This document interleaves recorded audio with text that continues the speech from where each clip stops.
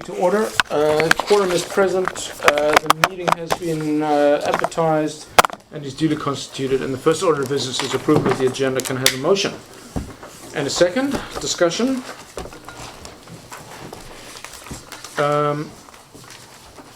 Anybody? I would like to discuss under new business the value of Council Strategy Committee meetings and content of minutes, 2 items. Won't take long. No motion, just discuss. Can you repeat that? The value of the Council Strategy Committee meetings. Is that a new business? Yeah, 8. 1 and A, I guess. 8A and B. What was B? Content of minutes. Content. And the closed council meeting, we're doing it under C, which, just to remind us all, is labor relations or other employee relations. I would also like to do it under G. And L. And L. G and L. G just for your litigation or potential litigation affecting the municipality. And L, JKL, discussions with municipal officers and employees respecting municipal objectives, measures and progress reports for the purposes of preparing an annual report. It seems odd to me that that's something that you discuss in close, but that's what it says. And there's some on-table stuff, including report. Yeah, we had those. No, this is all new. We had one that came to this meeting, did we not? Or was it? No, it was deferred. One's referred from Councillor McLaughlin's report regarding Central Beach rejuvenation, and there's another one from the CFO regarding the municipal grant applications, and there's the report that you requested of me at the Tuesday council meeting. That's right. Regarding grant funding. Okay, it's very hard to look at on-table reports, obviously, so I presume they'll just get carried over, but it is just a council strategy meeting. So, okay, so with those adds and subtracts, can I have all in favour of the agenda and opposed? That carries. Public participation. Moving on to the minutes of the Council Strategy Committee meeting of February 16th, starting on page 3. Omissions, additions, changes. Okay, I'll take a motion to adopt and a second. All in favour? Carries unanimously. And business arising. 2 action items on page 7. Both done. Yes. Got that, Shauna? Both can be archived, marked down, scratched. I don't know how you do it. Good, thank you. So we'll move on to unfinished business. There being none, we'll move on to staff reports. 7A1, CFO, 4th quarter preliminary financial report, page 9. So the unfinished business, was it the municipal grants? Sorry. Yes? We're at 6A, which Big. will be on the report. Oh, is that under 6A? Yeah, Right. I'm under 6A, 6B, and then this one's 7A. Okay, I didn't know that. Sorry. Okay, so we approved the agenda without knowing where these things were going to go, but okay, that's fine. Stick them in now. Unfinished business. Was the municipal grants. We had referred it to this meeting to discuss which municipal grants we were going to approve or not. Let's, I guess, discuss some of the answers to questions we got regarding the preschool, and then we had the Arts Council presentation as well. So currently in the budget, as you can see on this second page, I have $26,755. I essentially just budgeted the same request as last year, removing the so-called one-time items, but including the seniors because of our commitment through our grant to have a seniors program. And the actual requests have come in at $33,000. Sorry, what was the $26,000 number, Pam? That's what's currently in the budget. Oh, okay. Okay. And the reason it's a bit lower is I removed the one-time play school grant from last year, just put in the actual amounts from last year, but I did have to add in the amount for the seniors because we're committed to that through our age-friendly grant to continue it. Okay. So then we're talking about 26,755. Currently in the budget, Yeah. but the requests total Yeah, 33,000. okay, that's fine. But those requests have not yet been approved, so. For budget purposes, don't we leave it at 33 for the minute and move on? Well, I mean, at some point we're going We to do have to opine on make a this. decision, yeah. Not today, Um, obviously, because this is not a decision-making body, but we can certainly discuss what we like and don't like. But the idea was to make, not that make the decision now, but determine on what you were comfortable with to then recommend to council at the next Yeah. meeting, because we will need a decision for March 29th, The next one, meeting. for sure, yeah. So, I think that's Paul, why we deferred Carl, it to do you here. want to put 10 minutes to this? I think let's spend a little bit of time on this. I mean, I'll just point out that $33,000, the current request, is a 3% tax increase. That's not insignificant. Burnaby, for example, is very proud that they managed to hold the total tax increase to 3%. So let's start at the top. The Arts Council is looking for $7,800. We heard from them just the day before yesterday. These are all, perhaps if we just go up 10 feet, none of these are unreasonable. None of them are outrageous. They're community groups. I don't really know if we've established criteria against which we accept requests. You know, much like we wrote a set of criteria against which we're going to award Citizen of the Year. I would suggest we need to know what that is. You know, some of those parameters will be things like the number of villages served. Some of them will be things like strategic future of the village. Some of them will be no other viable sources of funding. Are any of these on the list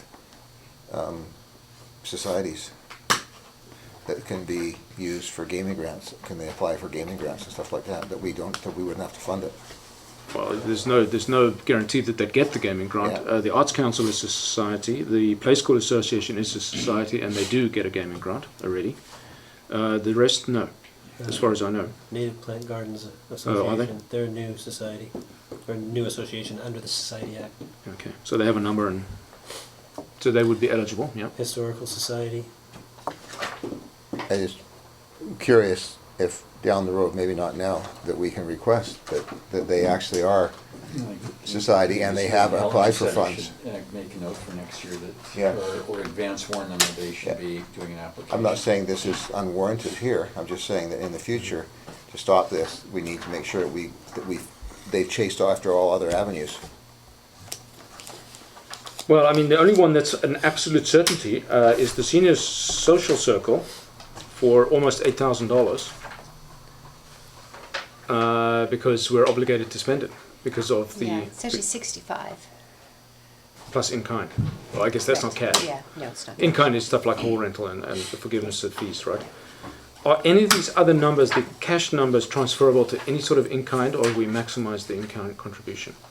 No, this is the actual cash outlay they need. And there's nothing we can convert to in kind out of that numbers, No. those numbers. Oh, excuse me, when I read the Arts Council one, it seemed like they're putting a value to their storage and whatnot, so it seemed like there was some in kind with theirs. No, they were actually physically going to buy their own storage because there wasn't room here to store all of their things. So Oh. that was actually for a storage shed that they would actually purchase Yeah. to store. Okay, and then the so many times usage of the hall, I think it was 8 times per year, if I recall. Was that not an in-kind request? Actually, So if it's it is, not. I must have missed it. It's They must missed not in have, this. it would have got missed. So you are correct, yes. Actually, Yeah. I just happen to have the request in front of me here, and I'll pull the number out here. Just a Same for second. Play School Association. Do not they use the area up in the back? They do. Right now they're paying rent for it. Can we not? How much is that, approx? Just in round numbers, nearest 1,000. The revenue, actually, I didn't put the revenue in the budget because I thought that there might be the option of waiving the rental fee. Yeah. Well, so that is money that we could it's- take out of the 6538. Because if they're currently paying it, Yes. How- We could waive the fees. I think one of the questions council had asked, we didn't get to, I don't know if you still have your binder from Tuesday, Yep. was asking them to split the costs between the before-school care, the after-school care, and actually the play school, which is their core of play school. but how does that help us know the answer to that question? Well, then, we are only funding really the before-school care, and there was also the concern about the reserve, and they do put aside 10% reserve every year. So they're showing it as an expense, and it comes to about $6,500.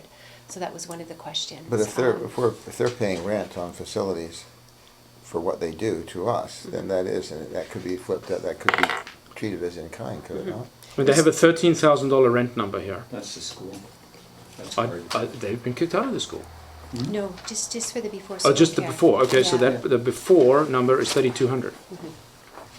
Does that sound right to you, Pam? So is that Yes. something? And Yes. they paying us that 3,200? There. Us meaning the municipality? There. Well, there's 3,200 right there. Just Right. make that an in-kind contribution.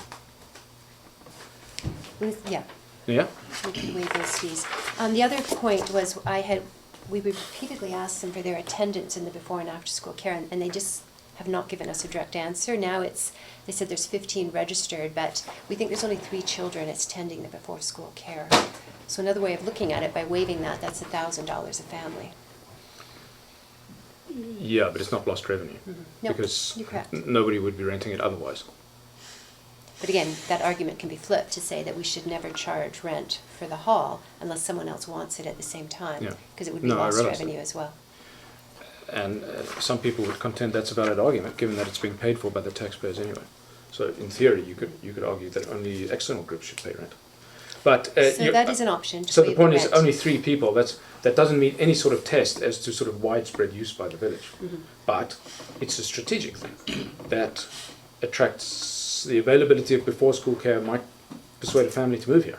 I think the issue is that it's not exclusive, more people can come if they want, it's just that only 3 are coming at the moment. There is a limit to what they're registered for. They originally were renting 2 rooms because that was the cost that were incurred to make it licensable. And they were licensed for 10 with the 2 rooms, but now they're only down to 1 room.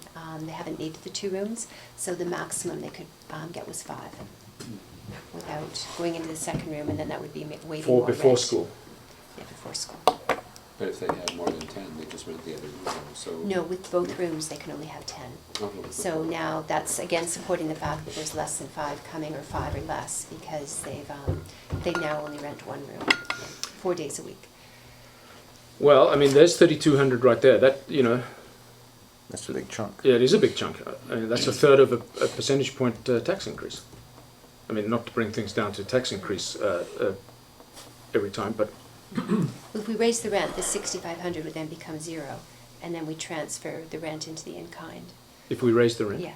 No, not if we raise the rent, if you waived the rent. But it's only 3,200, the rent, for the before school portion. Right, but one of the things they said during the presentation, they're asking for 65, but they would take anything, including a waiving of the rent.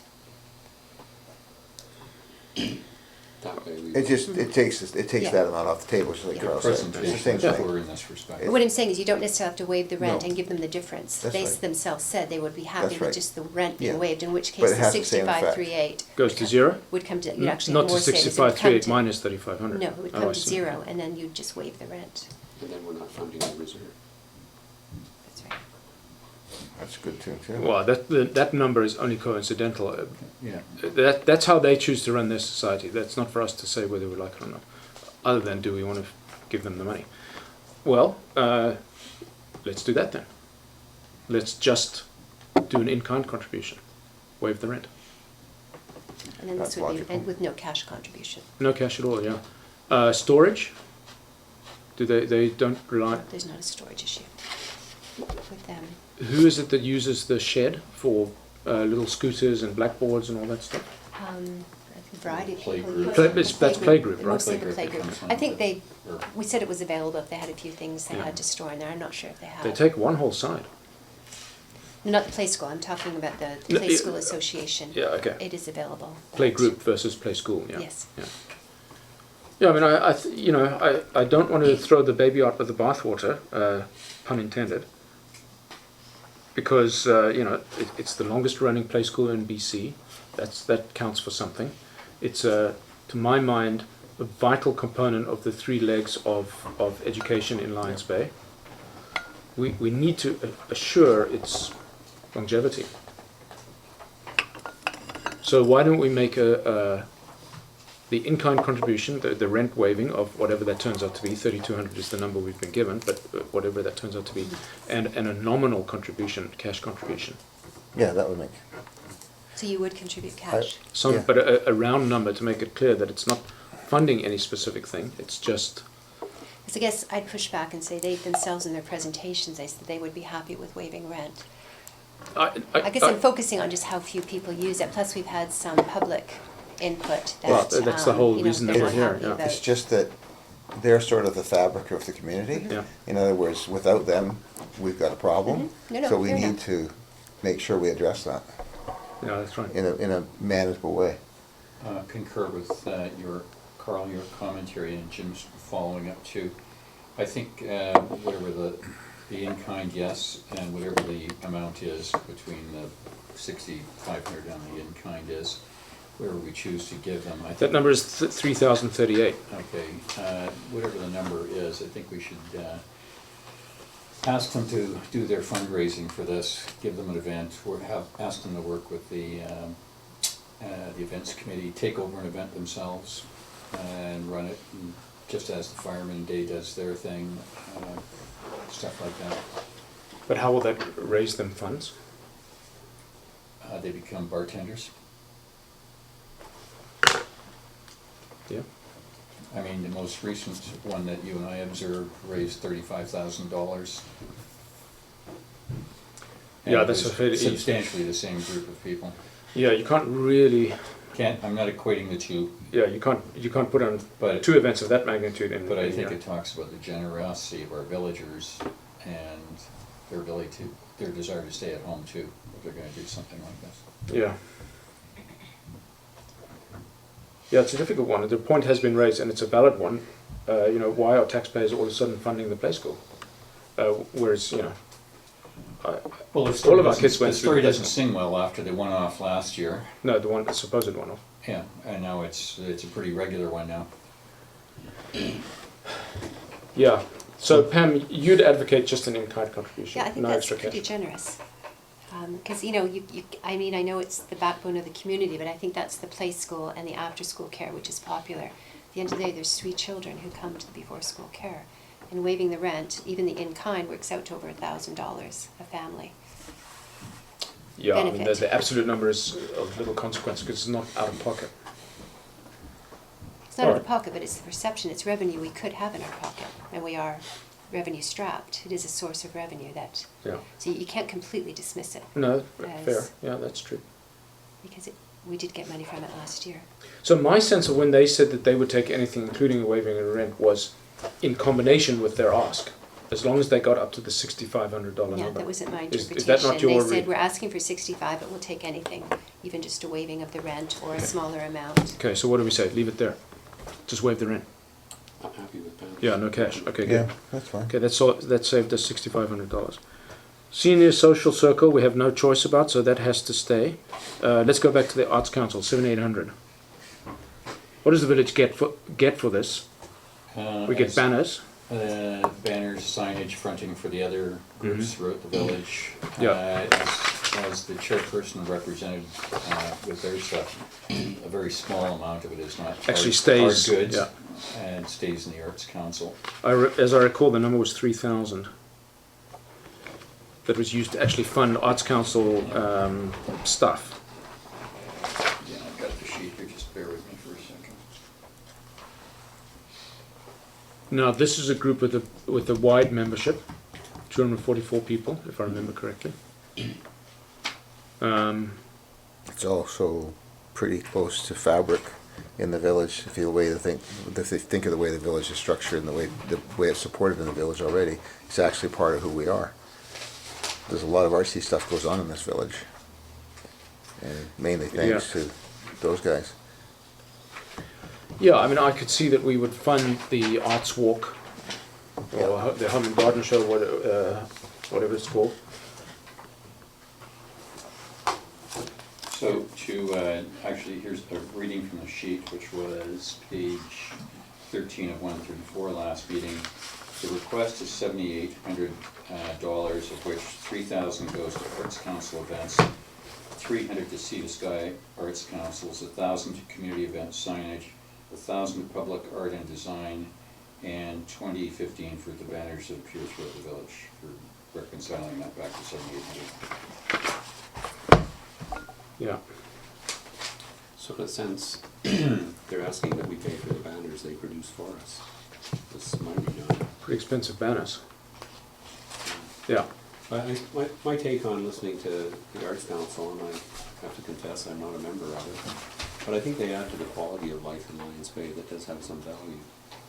So I'm somewhat more cheerful to support them, but I still think somewhere there, the waiving of the hall rental for their events would be an in-kind thing. Looking at their sheet, they, it was $7,800 of cash, and I would have given Pam the number, but they have a variety of dates, but they didn't put a number to it, so that's... That would be on top of that. So they're looking for 7,800 in cash, yeah.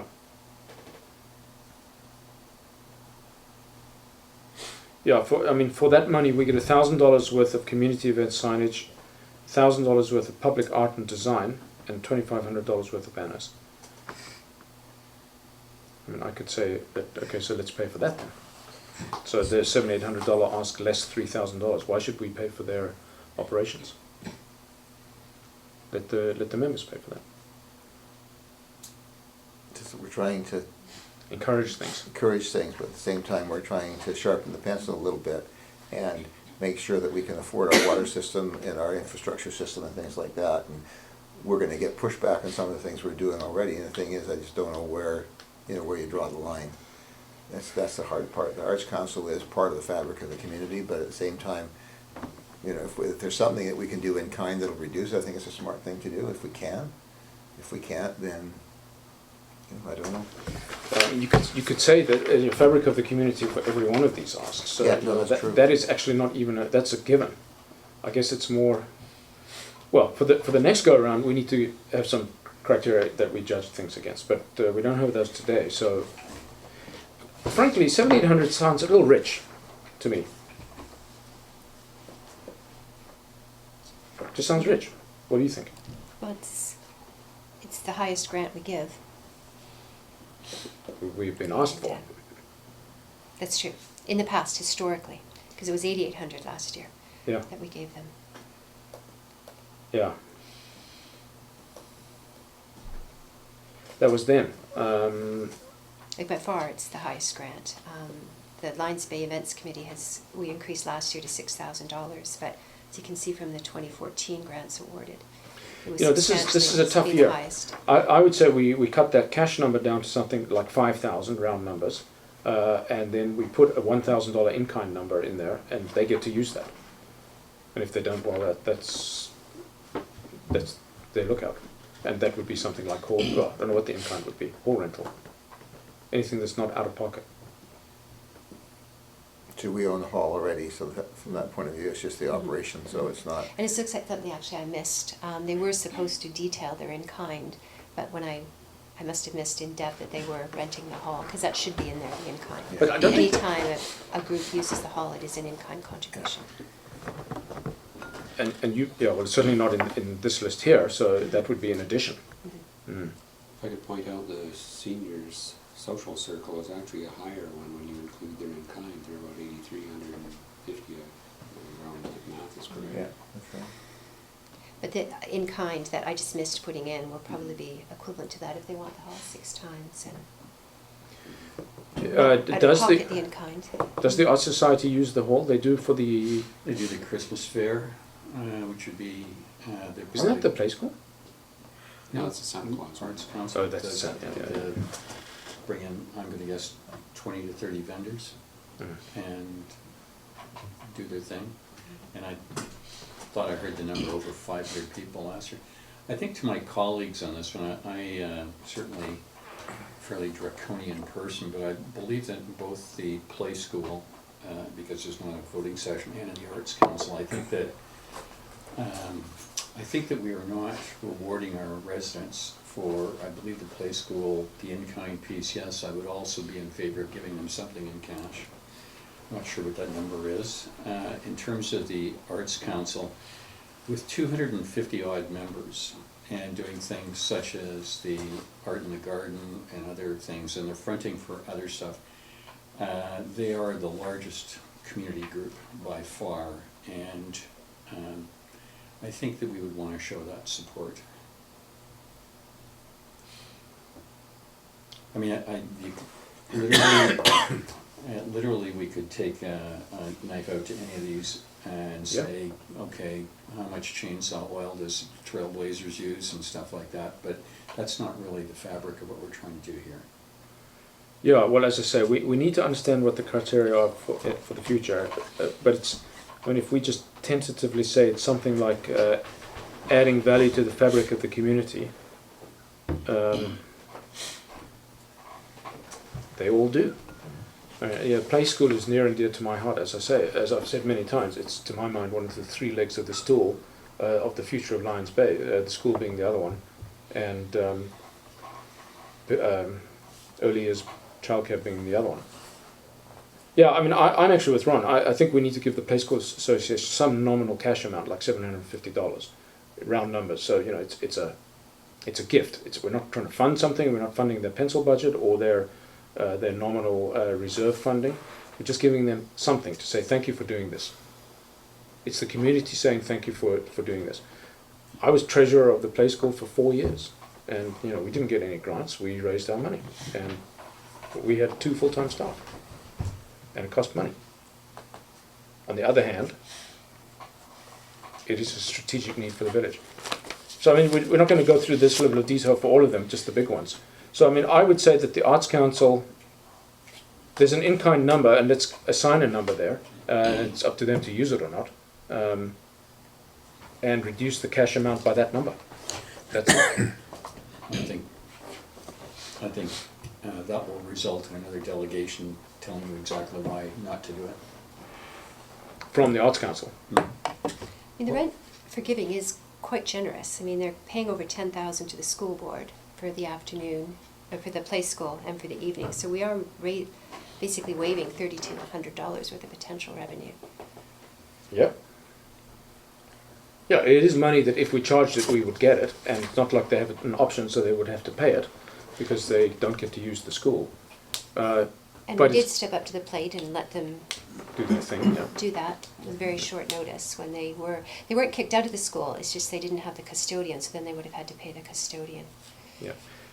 So can I just point something out, is that if you take away the number that's currently there for the play school, because you're giving them the in-kind, and you know, just hold off for a second on the nominal amount, you pretty much covered your difference that you need to cover, almost. And then if you just shave a little bit of Arts Council and give a nominal amount to play school, I think you're there. Well, that's presupposing that the currently budget number is correct. Yeah, oh, of course, that's assuming that Yeah, you're fine with that number. So. I'd like to cut down as many numbers as I can. Thank you, Carl. Given that we're half an hour into this, and Yeah. we've only covered a small, my suggestion here would be that for our next meeting, whenever that one is that we look at the play school and the Arts Council stuff as the two that we're probably going to zero in on. And And the events committee. And the events committee, and then have this, carry this, well, I think we've got enough here. We shouldn't also be talking too much about this with Helen not here either. That's a big part of what she does too. True. So I think that for half an hour or 20 minutes, I think we've certainly stirred this one around for everybody to think about. Okay. So action item, Shauna, will be council to go away and decide individually what they feel would be a suitable nominal cash award and an in-kind number to reach up to. So we already know what it is for play school. And so we essentially just peg numbers there. So, and if this sheet could be updated then for the quick, this is the one with the, I think you're looking at the same one. Yeah. The in-kind, Yeah, yeah. so we can see what the number is. Okay, you good with that? Pam, you're not good with that? No, I'm good with it as long as we do make a decision Yeah. on March 29th, because on March No. 29th, my objective after the cow is to have a lockdown 2016 budget with Yeah, the tax that rate. was gonna be my next question. Yeah. How much time do we have? Yeah, so, Because we've hit on a formula here that could work. Mm-hmm. And another, you know, I don't know, but another 15, 20 minutes, we could probably solve it completely and put it away. Well, maybe we, yeah. Well, but Helen's not here, and No, that's she's true. the That's committee true. person, Yeah. so. Yeah, And that's I'm seeing quite a disparity in Yeah. cash award or no cash award, nominal or not. So let's go away and think about it. Let's not resubmit by email because that's on the decision spectrum. but we must come ready with our numbers. Yeah, no, that's only my proviso, is just obviously defer. I think your suggestion about Councillor Watterson is excellent. It is really her portfolio. Yeah. But just recognizing we need a decision on March 29th. Why 29th? Because we've got a Sorry. council meeting in between there. Oh, no, oh, sorry, March 15th, I apologize. You need it on the I- 15th? Yeah, so that for March 29th, I could have, Yeah, so show we- you with the final budget. We've actually got one That's more go fine. round. Yeah. Although I'm not a big believer in iterating this stuff, so let's. I think just the one For the cleaned next up meeting. sheet, the one cleaned up sheet would be fine with me. So that's just the action item. Strategy or no? Let's not Council pre. strategy, yeah. You want to do it for council strategy meeting? We have one? Yes. Okay, council strategy. Okay. Good. So it's a motion to refer it to the next council strategy meeting? Yeah, but with homework. It's explicitly noted action item homework, which Shauna has. Someone gonna move it? Do we move in second in strategy? Whatever you do, you should be, yes, yeah, you should be moving and seconding. Making a and- decision of any kind, you have to move and Yeah, second. Well, you it's don't just make the way decisions. you do business. It's just a business It's- decision. It's the way you progress through the agenda. Okay, so I'm looking for it. I couldn't find it. So that was in unfinished business. So motion to refer to next committee meeting. Second, all in favour? Carries unanimously. Next. This one here? 6B, on table 6B. and- Central Beach remediation. Yep. Ron, is this the one that you brought forward from the last council meeting? Yes, and shall I go on this? Yes, go. The request here is $30,000, which covers, as you stand to the middle, the ABCD, quite a wide area of work. I think that in the theme of the budget, when I wrote this, seems like yesterday, but it was a month ago, $30,000 is a lot of dough, and it's just out of theme. So I think for me, it's not up to me to say whether the tree work needs to be done. It would seem to me a wise thing to repair the stair treads and perhaps do a guardrail. The entrance thing, okay. I mean, I've really kind of put this B, C, and D as something for the works manager to put her thumbprint on. I was prepared to take this away and do it as one piece, but I think really for me, what I'm looking for in a thrifty way is just to get the washrooms painted up and cleaned up, and I'm thinking it's not gonna be 30 grand with all this other stuff. It might be 5 grand. Yeah, that's the number I had running through my head as you were speaking. I'll just point out that on the public works supplemental request, there's a $13,000 number that says boat space refurbishment, removal of wood entrance and wood bench, stair replacement, and guardrails.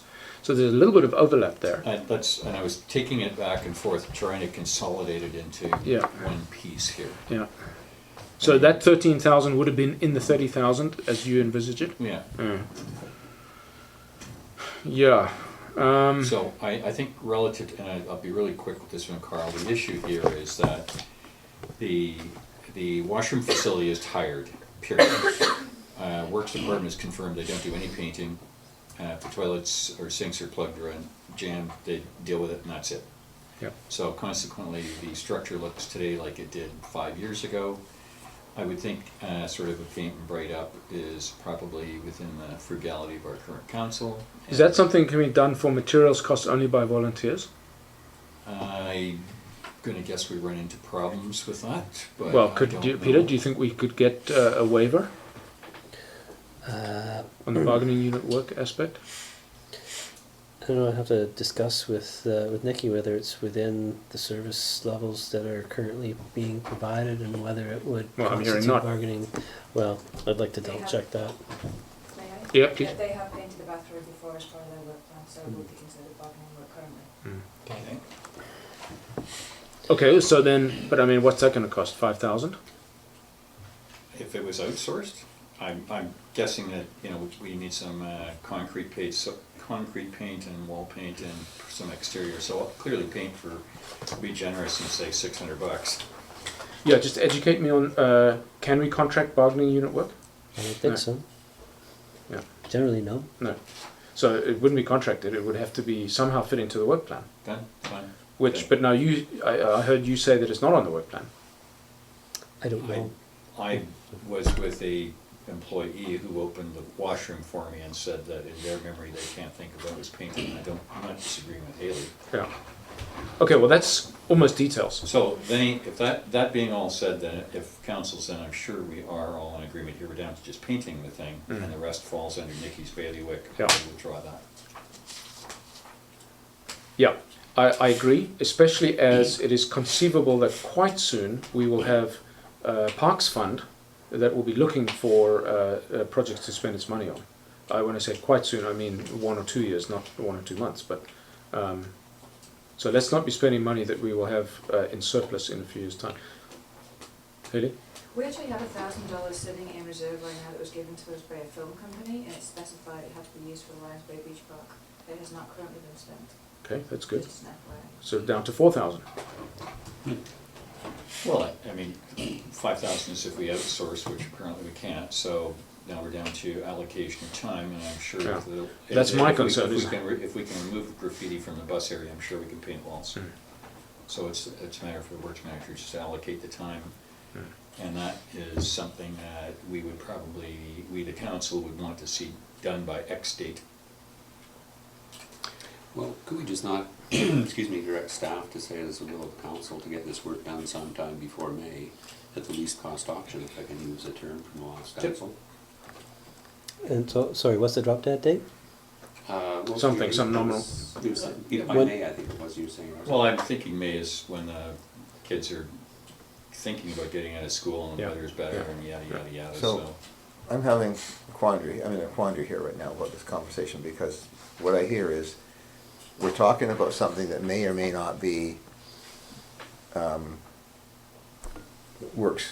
I think it entirely is. Okay, if it's entirely work, then it's, like now we're talking about, are we talking about $30,000 of their budget that is gonna be spent to do that? Or is it an extra $30,000, and who's gonna do the work if that's the case? The 30,000 was their numbers, and I had centralized that number But- into this sheet. But in my eyes, if I was the crew chief or the foreman or Nikki, I would look at that and say, okay, I've gotta move my budget around to cover that $30,000, which means we can't do something else. Yeah. That's what we're really talking about here. Something's gonna fall off the list, because we're not talking about spending $30,000 cash, we've got the $30,000 allocated to the work crew. So it's a question of a little bit of extra material, that's what we're really talking about. That's all I'm saying. Like, this is too deep for my little carpenter's mind to.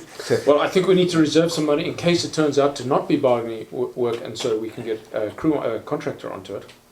I mean, you're right. Otherwise, it's just materials. Because it's just like, if it's money is already allocated to something, then it's Nikki's job to, Well, she's making the ask, it Yeah. hasn't been allocated yet, we're gonna Yeah. be talking about that shortly. yeah, Yeah. that's fine. Well, I think the 30,000 though, the part of it was the painting, and we're saying that if we bought $600 worth of paint, then we would see if Public Works had time to paint it. That's fine. And it was also made up of tree work of $8,900 and repairing the tread repair and guardrail for $13,000. Well, tree work is probably a contract item. Yeah, that would be contract. Yeah. And then the tread repair and guardrail, which the Public Works manager had already put in her budget. So the thing is that now we've got part of it is within the budget, part of it is outside. So all we're talking about is outside of the budget in reality. And in terms of Yeah. Public Works time, I think it's just the painting. That So if the it is $30,000 really doesn't reflect No. an expenditure, it reflects Allocation. allocation. Yeah, that is a distinction that we must bear in mind. The issue is, we already know that we're tapped out. We can't do a leak down test for a month because we don't have time. So how are we going to paint the beach washroom? We're That's not. the next question. If it's bargaining unit work, we can't paint it. Well, I think that's not necessarily a good analogy or a good comparison, because to do the leak down work, you need a whole bunch of hands on deck all at once. Yeah, that's true. So it's not Can we- really the same thing. Okay, so let's not. I'm not. We don't need to worry about how it gets done. Let's allocate a number. Whether it's an internal budget that gets borrowed from somebody else and put back, then it's going to be 5,000 less in cash. That's good. But let's reserve X thousand in cash. If $5 so, grand? $5,000. $5 Everybody good with grand, that? and Yeah. $5 grand, this goes away and it appears later in our supplemental stuff. Or I guess the numbers are for There is a number there, so we just move it, But the number is 20,000, I think, if I... just move it to 5. Yeah. Okay, good. I think that's probably makes smart sense. and viable. That's probably very viable. Okay, was that it for unfinished business? Yeah. Okay, good. So we'll move on to reports then. Staff reports. Pam, the preliminary financial starting on page 9. Yes. Hit us with your best shot. So the preliminary, I stress the word preliminary. I don't expect major changes, but we still are getting 2015 invoices in. But I wanted you to see a quite an accurate snapshot of what we felt the year end would look like. The other entry that still has to be made, of course, this is sort of on a cash basis, is we do our final capital review, and some of the items that are shown in capital may actually be operating and vice versa. And we haven't done the actual amortization entry, but for purposes of the surplus we have to feed into the reserves, I feel it's quite accurate. Thank you for that great number. So as you can see, we are quite favorable. I was a little surprised. A lot of it, half of it had to do with rebudgets.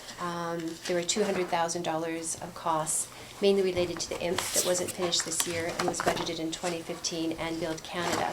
So that has been rebudgeted. But on page 12, you can sort of see a high level That's the tail of the tape. analysis of where we come to the net variance, which flows into the reserve schedules, which is the next report. And then I've shown individual sheets on each of the departments, just sort of highlighting where the favorable variances were. So if Yeah. there were any questions? I think in my perusal of this, my jaw dropped when I saw the number. You've substantiated the number, you've done the revisits through the rebudgets and taken out everything that should be taken out. At the end of the day, after considerable scrutiny, I still come to the same number. I still can't believe it. Yeah, well, we underspent our budget by $200,000 last year. Not to jump ahead, but I will point out that that is a coincident, pure coincidence, I think, unless Pam tells me different. That is the shortfall on the water budget, the water fund. Now, I don't actually know how you have a shortfall on a reserve, and Pam will explain this to me, and I'll probably get half of it. But to my mind, the lowest balance on a reserve can be zero. You can't have a negative reserve. But we'll get to that next. In terms of this, at a certain point, I'll just wave it in front of you, Pam. This was my asks of January 8th. A lot of which was to do with presentation. For example, do we really need to be calling out the bylaw person, or can we just put it all under a public safety banner? Do we really need to be calling out the council's $55,000 budget? Can it just go under general Well, we administration? did this for transparency, which was a request when I did the third quarter review, was to show that level of detail. I think it is appropriate in that you want to be able to drill down to the numbers for transparency, seeing where all the variances are. Yeah, kind of. Although, you know, I mean, I've got the summary, we've got a general fund summary, but then sometimes I find the variances are easier to explain if you go right to the source. yeah, I know. But, you know, the bylaw department has a total budget of $25,000. I mean, you know, that's a rounding error in some of the other ones. EOC. It's 2.5% taxation. Yeah. No, I do feel it is useful. It's no, we don't do it all the time, but for purposes of this, where we're going through and we're seeing where our variances are, I mean, they contributed to $10,000 to the favorable variance. So I think it is important. I think what we're seeing is it was partly had to do with staffing. We didn't have a CAO for half the year. The public works manager was off for 2.5 months, and just the ability to get projects done. Well, yeah. I mean, what that really, so that's the other side of the coin, is that we taxed for $200,000 that we never spent. So that's a 20% tax increase. Well, some of it came out of reserves, I know. So it wasn't a 20% tax increase. We can't afford to do that now. So we just, as a heads up, we need to be draconian on the projects. We need to be certain that we're going to be done this year. And this, well, as of yesterday, there was 10 months left in the year. Because this is not the year to be taxing for projects that will be done in 2017. So that's just a heads up. Yeah, I mean, you know, I had a few questions, but nothing I just have something,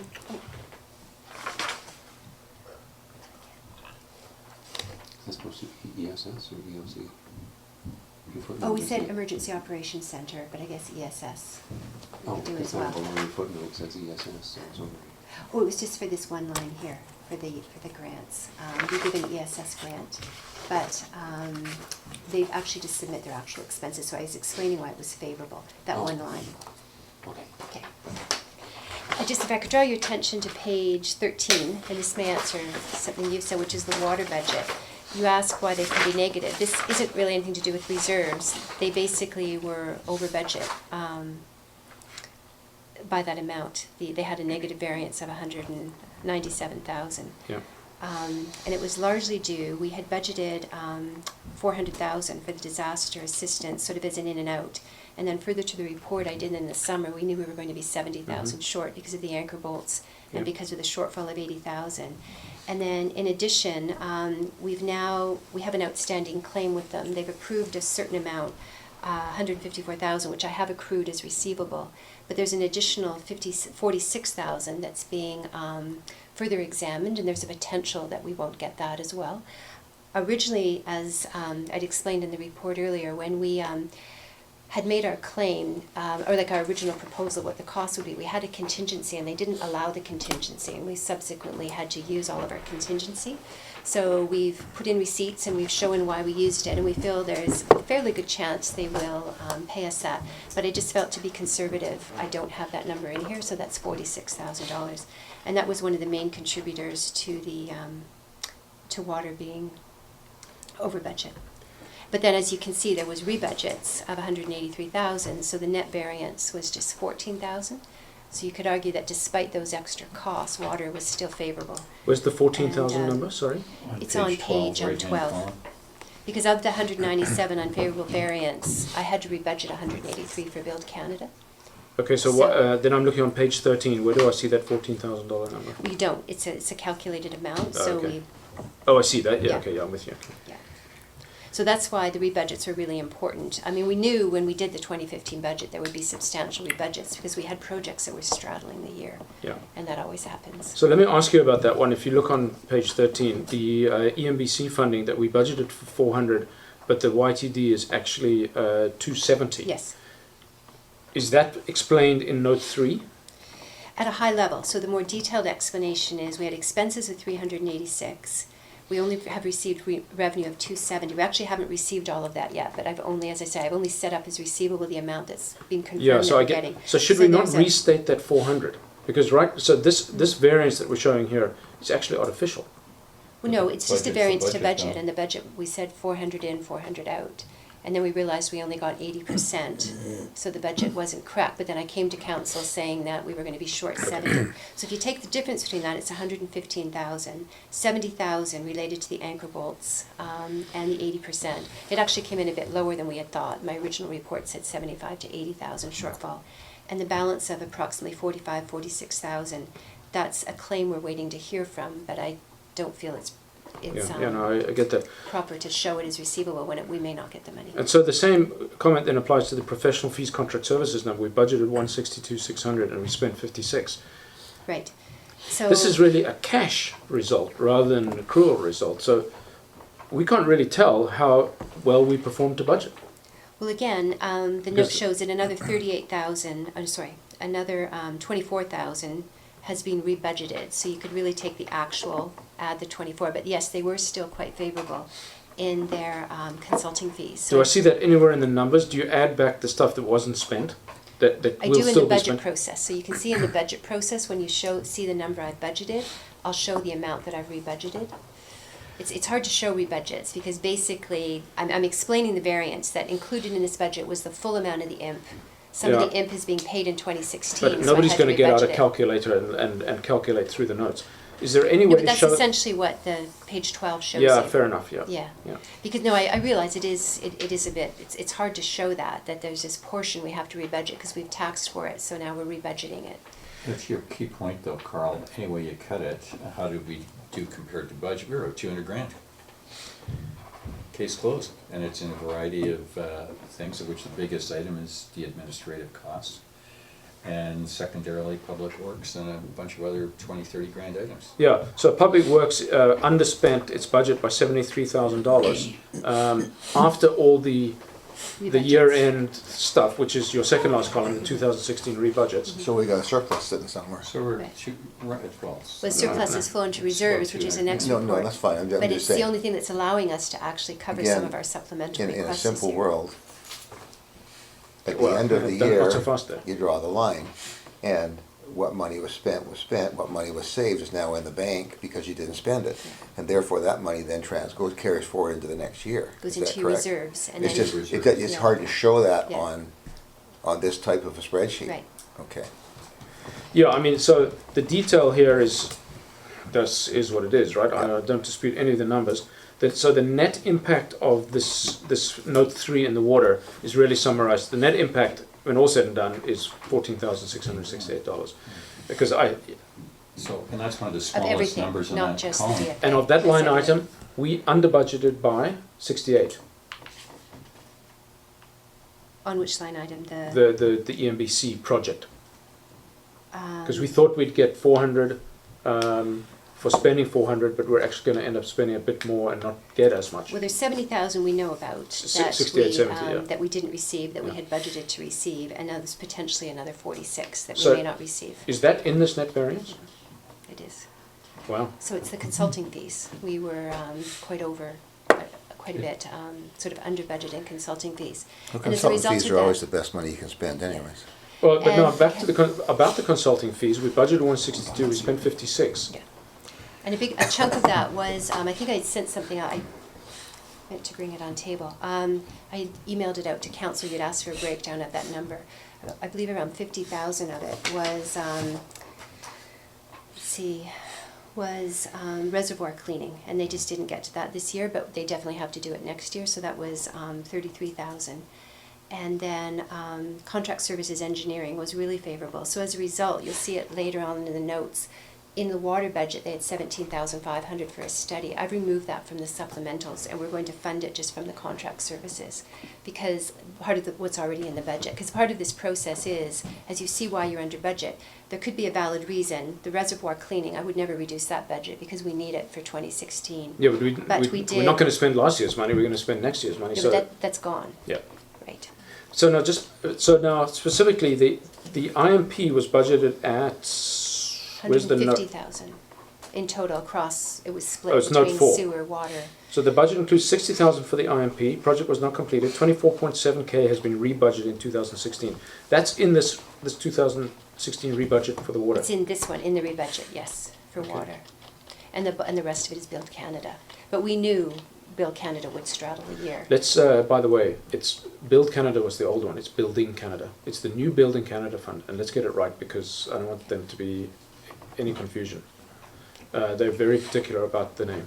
Okay. The Build Canada grant was the 3 year ago project thing. Old Jordan asked me about how's the Building Canada going, and I say call it Build Canada. Okay, so this is great, Pam. At least we have a snapshot now of where we are. I would love to see these rebudgets in each of these individual breakdowns. Is there any Well- way to do that? The rebudgets aren't in this number, so that's why I've just highlighted them. I know below the line. Down below, but in the budget, I do a little summary at the bottom of every budget showing of the number that I budgeted in 2016, how much was a rebudget, for that very reason, for the clarity. Well, I'm more thinking about because this is now the snapshot of our 2015 results. It is, but it's not, I can't put it in the numbers, it's just an explanation of why there's a variance. Yeah, I And know. that's why I did the schedule on 12. The schedule is the Provide most important part. clarity. Yeah, and that's what why I added in the schedule on page 12, Yeah. to show the impact of the rebudgets. Yeah. So the BVA is kind of meaningless because you don't know what you didn't do. So when I'm looking at EMBC variance of 67%, well, the variance is actually 33%.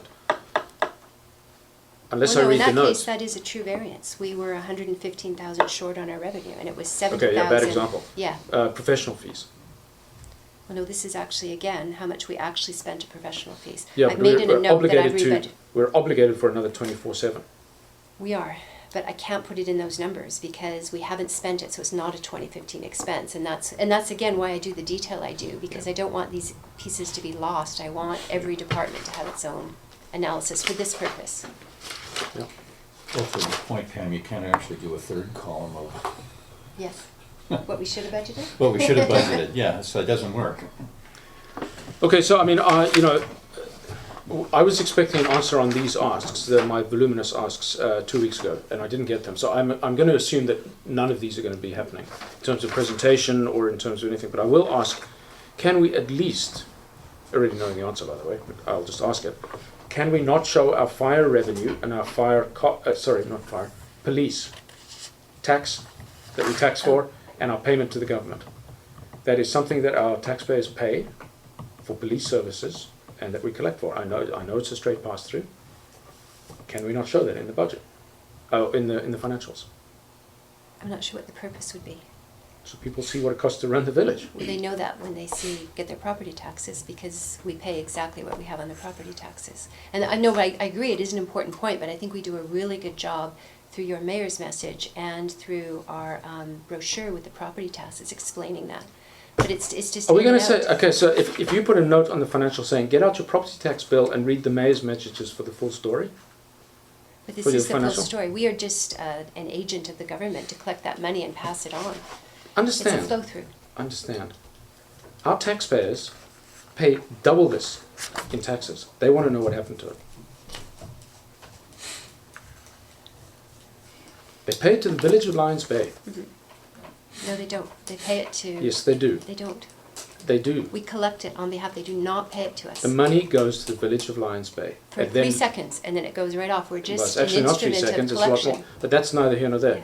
The average resident doesn't know or care what the collection mechanism is. They know that they pay they don't know, they should know, that they pay $112,000 a year for police. And I agree, and I think we discuss that in the place that's suitable to discuss it. It doesn't have anything to do with the Lions Bay results. There's nothing we this can do is- to yeah. influence it or make it more efficient or anything. This is how we spend our tax dollars. Our I mean, if you wanted to show Tax the dollars. revenue of that, then we'd have to show how the police spent their money and how Translink, and we would be showing Translink's financial statements, we'd be showing the school board's financial statements. No, we would just show it as an out. Because this is what matters, this is Okay, how I knew we the answer would be tax, no. Why don't you ask our auditor? We'll be here in another 6 weeks. Yeah, I mean, to my mind, these are not a complete picture of Lions Bay's operation. And I'm talking about the people who pay the money. This I is think- exactly our operations, it's not necessarily what they pay, but this is our Okay. operations, and I think that's why you'd muddy the waters. May I We request need- a timeout on this topic?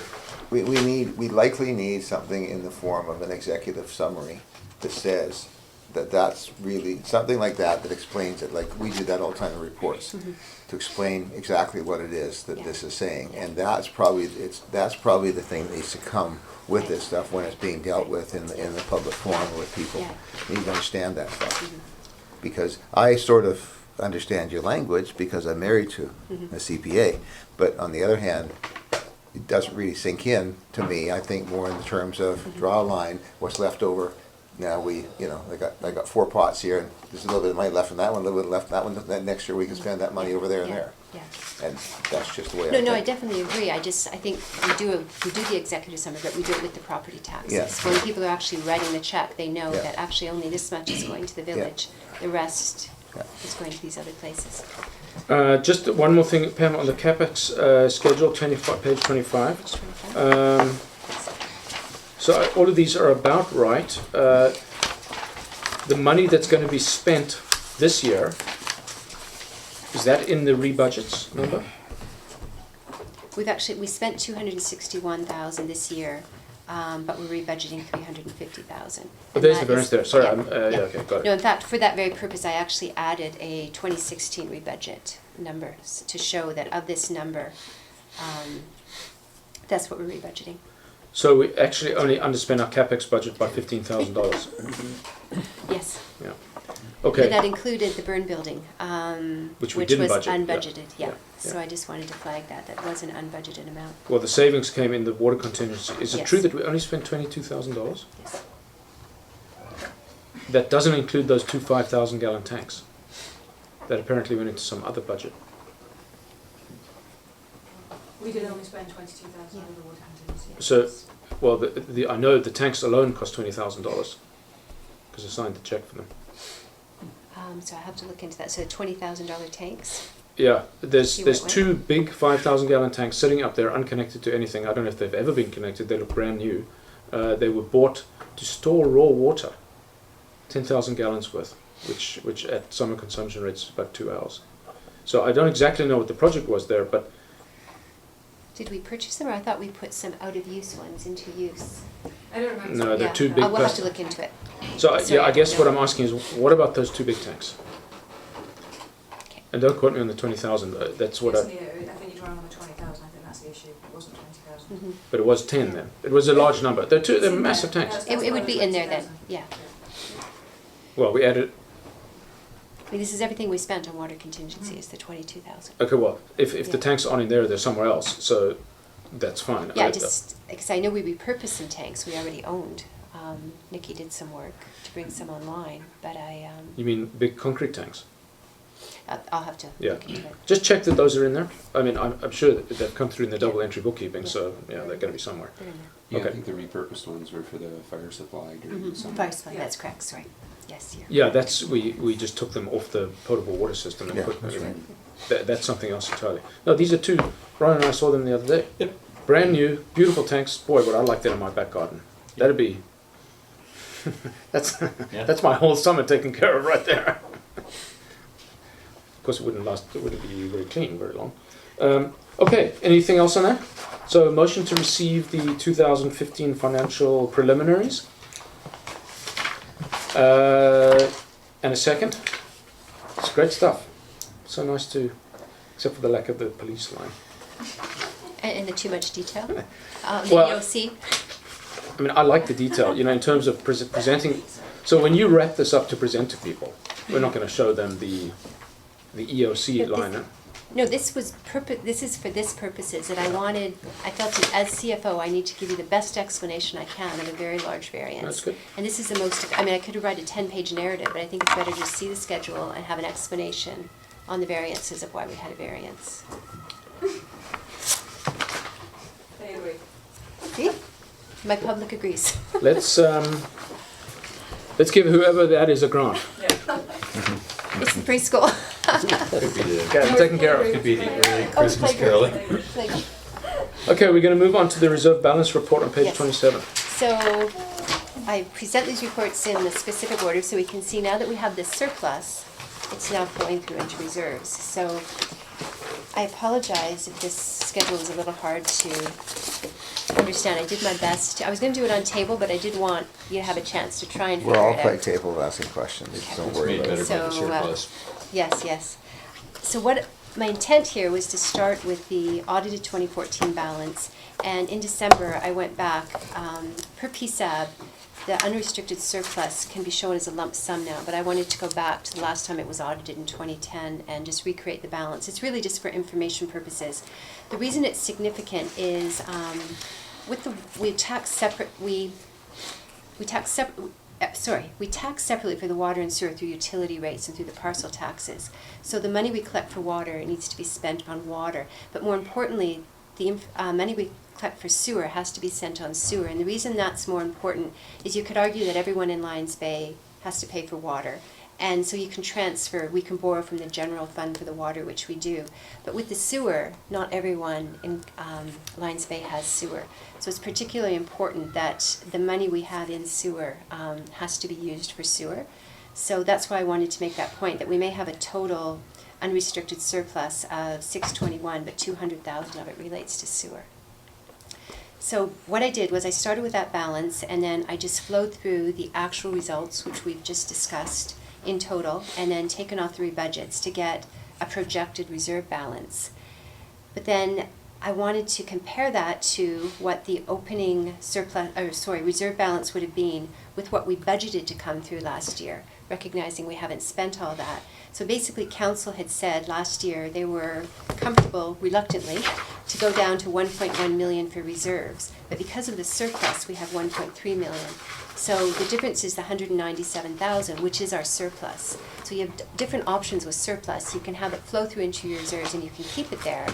But we also have a lot of supplemental requests and there's a lot of things not in the budget. So you can draw, you can use 197,000 from reserves and maintaining your, What we felt comfortable basically, with last year. last year, yes. Yeah. So that's a complicated explanation of what these numbers mean. Well, we So have what- no, sorry. Go ahead. No, go No, ahead. carry on, sorry. So I was going to say, in total, this will go into the next report I have, but we have available 197,000 plus the surplus that I'm showing right now in the budget with a 5% tax increase, which is about 70,000. So there's about 268,000 available, keeping reserve levels the same. Now, we don't yet have the fruits of the Finance Committee's report on what are prudent levels of reserves. And I still don't. We do? I have the information. It's a potpourri of stuff which I'll give to Pam and to you. It's from a variety of municipalities. There appears to be, to editorialize, there's no formal plan for any of it. What a desired level is. It's, each community just does their own thing. I mean, a lot of judgments involved, and what council is comfortable with against the necessities of what you want to fund, but also any plan we have, and I do think we should have, a reserve policy. It's one of my objectives for this year.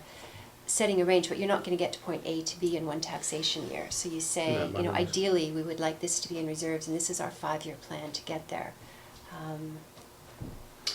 Yeah, so I wasn't aware that we had a gas tax reserve.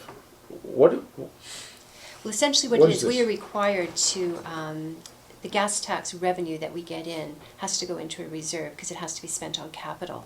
So it's just an isolation to draw your attention to the fact we get that revenue in, the 54,000 that we were going to get in 2015, and it had to go into the reserve or you had to spend it. And it on a is the same specific number every project. year. So It has been, 54,616. yeah. And that's what we budgeted. So last year was the first year we got it. Hence the balance was 54,616. 2014, and then we got some in 2015, so it's 109,000, and then in the 2016 budget we're showing another 54,000, so we'll have about 160,000 at the end of 2016. That should be put into roads.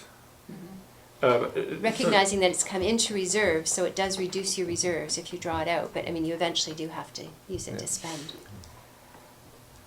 Yeah, well, we'll get to that in a sec. But I'm just trying to understand the number itself. So the balance was 54,616. And is this just pure coincidence that we got 54,616 coming in this year or last year? It's 10-year straight line. No, but I hear that we spent some of it already. No, we haven't spent it. Oh, we never did. No, So we this haven't represents spent 2 years worth only, no Yes, spending. Yes, Okay, and then we have a $600,000 capital reserve number. yes, What can that be spent on? capital. So It we've is got lots of restricted capital to items in capital. here, right? Mhm. But if you use it, then you draw down your reserves, Oh, so sure. that's the, that's the problem when we're at already kind of a minimum balance we want to be with reserves. Well, yes and no. Capital reserve cannot be used for any operating type costs. Therefore, it has to be a planned expenditure. So any expenditure, I would say, is you first take out of capital reserves that you know about, because it takes a full rebudget and loans and plans and all kinds of stuff. You can't spend capital reserve that easily, whereas you can spend general funds Yeah. tomorrow. And that is the point. I've shown the surplus coming in here, and these are what your balances are. But if you want to spend the 197,000, you could spend 97,000 from the capital reserves and 100 from the surplus. Like I'm just showing you No, sure, yeah. the difference happened to come from surplus, but you could keep it in surplus and then take the amount out of capital. And so you use that term surplus advisedly. You don't mean reserve. That is just the accumulated surplus. Yes, Yeah. of your reserves. You have restricted reserves, and then anything else is just what they call unrestricted surplus. Yeah. But it's not completely unrestricted. It's unrestricted within those categories. So that's why I wanted to show the 3 categories that you could probably argue. As you see, we have overdrawn the water, by taking it from the general, but since the general and the water, it's the same taxpayers who contributed that, it's not as much of an issue as with the sewer. The sewer can only really be spent on Calvin Grove because they are the ones who have put that money in there. So what's the philosophy of drawing a reserve balance down negative? Well, I don't believe you can. Well, we're showing a negative $200,000 water. Oh, I see, only because we were borrowing from the general. Like, so in Should total, we we not still have a re-zero that positive then? balance. Well, the only way you can, and we're making strides toward this year, it's that long-term plan, is water will have a surplus this year, which will pay back the general. That's why I set the Yeah. tax rate at 12% regardless of what we were spending, So because. it is actually not a reserve, it's a surplus, and so in fact, we're running a Yes. deficit on water. Yes. It's a significant deficit. Sort of about what's the revenue collection for water again? It was 12%. No, Oh, sorry. the absolute number. Is it about Seriously? 200? Is it about a year's operation? I'll tell you now. Sorry, I didn't understand the question. Water revenue, water fund. Revenues are, Oh, what the revenues were. no. Parcel tax is, this is 215. $650,000. So yeah, that represents about, let's say in round numbers, a third of a year's operation. Okay, that's not a terrible thing. 551 times 1418 for 2016. Oh, sorry, were you looking at you meant what, Yeah, 2015 just or what for does the water budget? cost us on an Yeah. annual basis? The answer is about 650, 700. So this represents not even a year's worth of operation unfunded. Does that have to be spent on capital? The surplus? No, of course not. No, well, they're in a negative, so there's nothing to spend it on, but that goes up and down depending on the net results of water. Okay, one more question. Is any of this to be impacted by receivables or payables? Nothing's going to come out of reserves or surplus for anything that's accrued? No, that falls into your cash flow in terms of predicting of, do we have enough cash? We basically get revenue twice a year from our utility fees and from our property taxes. Yeah, it so only impacts the cash flow. it only impacts the cash flow. Yeah. Okay, so just so council knows, I mean, we have two ways of funding reserves in terms of having money available to buy things when we need them. The first is we need to fund the difference between what we can borrow and what we have in savings. So we can't do that today. We're not putting any money. We're not funding amortization in any regard today at all, and we have a cap on our borrowing. So if we need to buy a $10 million road in 10 years' time, and all we can borrow for that road is $5 million, we need to have, in 10 years' time, we need to have $5 million in the bank. That's correct.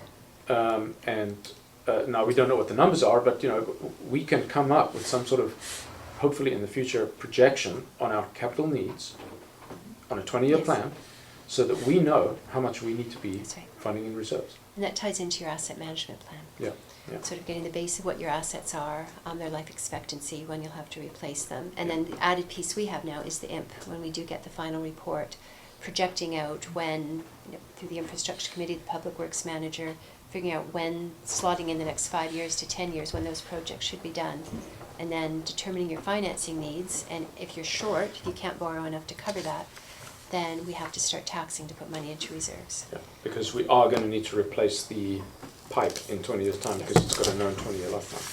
Yeah, so people who have not been borrowing funds, like West Van, have a lot more flexibility than us because they can borrow tomorrow. I mean, just so that you know, I mean, I like borrowing because that means that future users pay for the asset rather than past users. On the other hand, if you can't borrow, you have to save. That's right. Could I make one other note? Peter reminded me, out of the unrestricted surplus in the general fund, we're showing a balance of the 615. 100,000 of that was taxed for a couple of years ago for potential litigation. So that's in there. That's as well. restricted. It's actually not restricted, we just have it in surplus, but we have taxed for it, so we flagged it as. Yeah. Thank you, good That's reminder. that. Yeah, that's just earmarked, I suppose. But So now, that's- but back to that this gas actually tax. influences the number on the right-hand side. It's earmarked, but you did tax for it, Yeah. for that purpose, yeah. No, we don't. And at some point, we will either say it's never gonna happen, or you're either gonna spend it, or it's never gonna happen. Exactly. Once the situation is resolved, then you could have additional in your surplus, or Yeah. you may have to draw a bit more from your Or surplus. you just un-earmark it. And it's now there, Exactly. yeah. So now, the $100,000 gas tax money, is that any capital need or just roads? Any capital? I believe it is. I go back and, I can go back and look in more detail. My recognition of it is, it's a very broad roady type category. It could be pipes, could be ditches, could be pavement, could be blah, blah, It's blah. any capital. Yeah. It's slightly restricted, but it's not roads. It's minimal. capital. So correct me if I'm wrong, we should draw down the restricted reserves before we touch the surplus, because we can plan for it. Yeah, exactly. The advantage of that is you can't borrow for operating. And sometimes, as we know, disasters happen, and those, Well, that's that a is double operating. benefit then. That's operating. So when you look at your reserve policy, you want to make sure with your unrestricted surplus, you have money, because that's all you can use for your operating. Yeah. So if you suddenly, because I mean, it was like, what was it, a few years ago, what that We had a situation was? Water break, Calvin Grove water main break cost $350,000. And it was How was that? It was all operating. Yeah. We actually ended up using the surplus that we had, but you couldn't have borrowed for it. So you're exactly right, that the capital, budgeting to put money into capital reserves and planning the capital is the best suggestion, because you want your unrestricted surplus to be there for operating Yeah. emergencies, because you couldn't borrow. There's in fact no reason not to deplete that $595,000 capital balance all the way down to zero Well, first. Because you I can't don't want spend either it. side to be zero ever. No, that's a whole different discussion. Yeah, But given our funding needs, if we had $600,000 in capital needs, we would spend all of it. Because otherwise it's going to be, we don't have the option to borrow, we Yeah. don't have time, or we're going to have to tax it. still wouldn't be comfortable coming down to zero, because sometimes things can happen and they are capital in nature, so But it's going Yeah, to you take could at use least your a year to capital. plan them. Well, I don't know, a year, 6 months to. I'm thinking emergency things. Sometimes An emergency things emergency. can be capital. True. Yeah, that's true. So Yeah. using the I just don't like example Haley zero did, on either side. Yeah.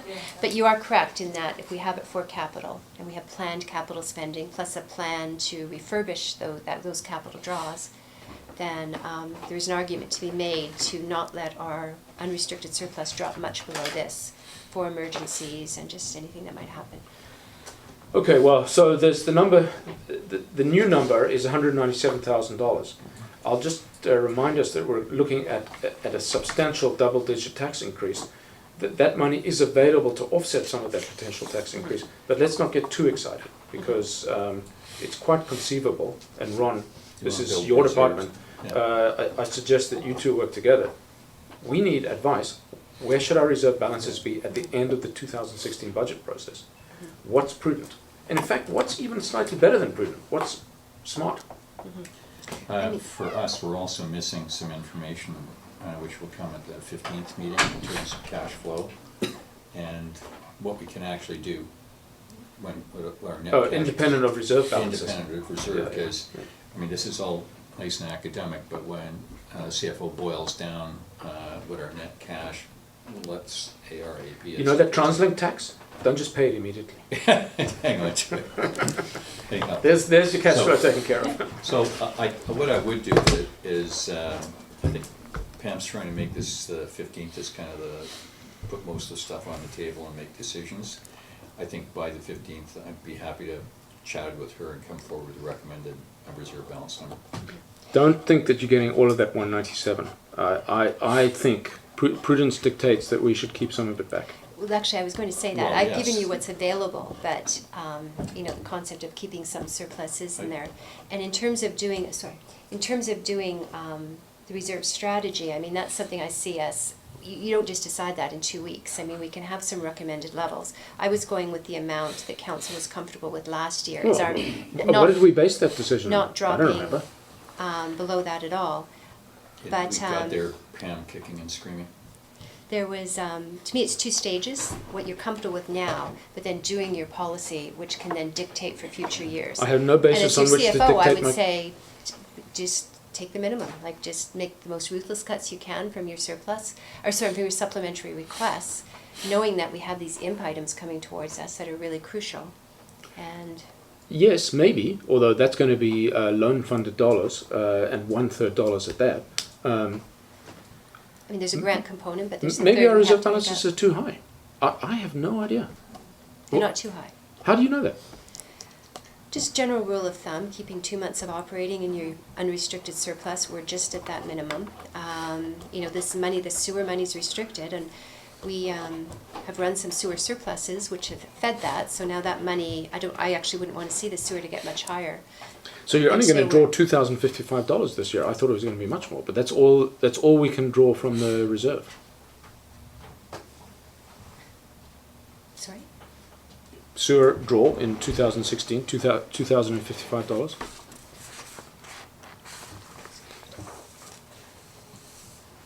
No, that's the amount of the rebudgets. The 2,055, that's just the amount that's being rebudgeted. So at the end of the year, the sewer surplus. So where's the money that we're going to spend in 2016? No, that's both the 2016 and the rebudgets, $2,000. No, I guess what I'm saying is, keeping the reserve balances as the same amount last year, there's 197,000 of surplus that you can spend. No, I'm talking about sewer specifically. With the closing balance, the projected closing You're only balance planning on is- spending. You're only planning on drawing $2,000 out of the sewer reserve. No, that's just what we have to draw. That was budgeted in 2015. That's a rebudget for. That's what that whole line is. That whole $200,000 are Rebudget. are rebudgets. Yeah, there's not the 2016 budget at all. No, It says here, amount required to fund 2016 preliminary budget. for the 2015 rebudgets. Carry Oh, over. just for the It's a rebudget. carryover. Yeah. Just so you know what that's okay. like. Sorry, I was a pace Oh, behind you. I couldn't quite understand. Oh what no, you then were it's even worse Yeah. because Yeah. yeah. Okay. Mr. Mayor, So, we gotta get going. Well, I'm glad I asked that Am I question. the only one here who finds it warm, or is it just? It's I'm kinda ridiculously warm warm. in Yeah. I- Can we? I wish we had air conditioning in this I'm sure building. my t-shirt's got holes in it or not, otherwise my sweater. Is there any way to get the air Good conditioning idea. switched on? Actually, put in use? we could switch it on. Yeah, could we? We could open the door. So the answer is no. We can't switch on the air We conditioning. can. This is Can we? door. Yeah, we'd have to go in the other room to switch It's it on. on. Air conditioning's on. Are you that hot, really? Okay, can we do that? Can we switch on the air conditioning, please? That's better. Don't do it. It's a good We'll only idea. make the office call, we'll actually. Yeah. What, the you wanna resistance to grab, switching on I the thought air maybe it was conditioning? Shauna's just me that coat? was warm. Can I just? You were turning red. I'll pay the extra $5 Exactly. myself. Okay. I do that. It's like my father-in-law, South Africa. He won't switch on the air conditioning. It costs money. No, I think our Yeah. reservations are, not all of us Yeah. are that warm. I'm sweating. Well, yeah. And Shauna will need a coat. Okay. I'm warm. I don't have a sweater on. Page 29. Received. Oh, we've got to do the receive. Motion to receive the reserve balance report and a second. Further discussion, all in favour of receipt. That carries unanimously. Pam, the budget. So this is pretty much similar to the budget you've been seeing, the 2016 budget. If you turn to page 30, the overall summary, I just have one change to make. If you go down, it says final financial plan balance. I was showing that with a 5% tax rate, we were contributing 53,000 to reserve. So you had an additional, page 30. Yeah. Towards the bottom.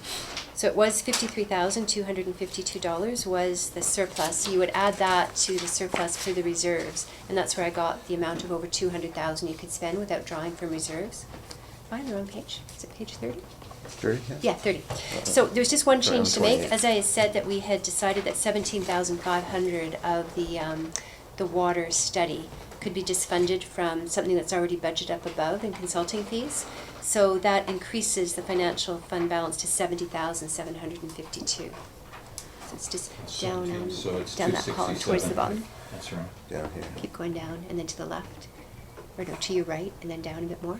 The 53,252, that's actually increased to 70,752. So that's the projected surplus without any capital or supplemental operating requests in here, based on a 5% tax increase, is 70,000. And then we know we have, from analyzing the reserves, the 196,000. So this number obviously goes up as the tax rate increases. And right now it's a 5% tax increase, And is is it giving fair us a to say- surplus of 70,000. That's without any supplemental coming from there. Yeah, So sure. the purpose is really just to show you how much money you have when we go in to look at the supplementals. Yeah. Just remind me, I know you already answered this, but I can't remember.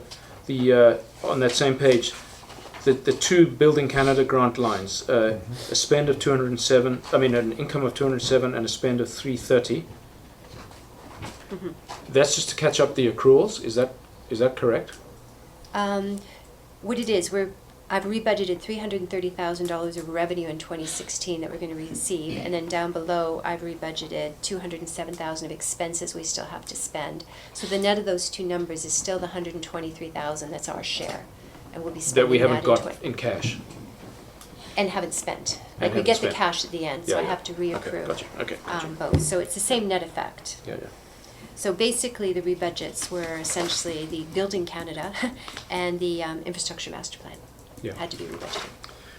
Okay. So Do you this- want us to give you numbers here, or how do you want to do this?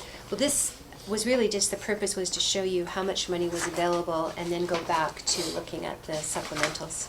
I think we need to go to the supplementals. Yeah, there's only one thing on Sure. the schedule here on page 31, Pam. Uh-huh. My understanding is the fire department call-outs on the highway is more like 30,000. You've budgeted 20. That's being very conservative, yes, but I would say that we. It is. I've kept this salary the same as well, though. So I think the ratio is right, because we have to pay the firefighters when they go out. So, I mean, we could increase the revenue, but then I'd have to increase the salary as well. So we Yeah, sort of okay. keep- Yeah, and we right. try to be a little bit conservative, only because it is highly unpredictable And it's a small in terms number. of what it's going to Good be. answer. Yeah, yeah, that's fine. Okay, so let's then move on to the supplementals. But I- So can I oh, have sorry, something? Fred. I know I sound like a one-trick pony on this thing, but this thing about the fire levy is causing me a bit of concern. On what page? You're on page 31, you've got it at 17,222. And I look over here on page 34 of 52, to see the budget for fire department is 265,177. And granted, you've got to add the things, the revenue included fire training programs, call-outs on the highway, donations. But when I add those three to the, or subtract them from the budget, it looks like the fire levy should be 223,677. So I'm not sure how you got to the 217,22. It's just been done a 5% increase right now, because it's Yeah. not been decided, so the fire levy is just part of the taxation, and CFO will explain it's just a 5% increase right now. So it's not been to match the expenses, Yeah. just in the same way the property tax rate has not been set at 5% to match your expenses. This is just predicting a 5% right now, and no, you're right, it doesn't cover it.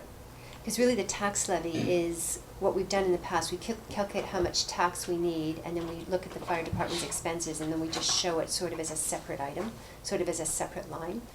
But in total, we've just increased taxes 5% at this point. Overall. And we know it's not covering all the expenses. But what I would prefer to see is the fire go up and the general go down, so that your end result is 5%, but the fire levy is accurate to the expenses. The reason I'm saying this is, we're always talking about clarity and everything, and somebody looks at a tax notice and they see a wrong number for what it costs to run the fire department, essentially.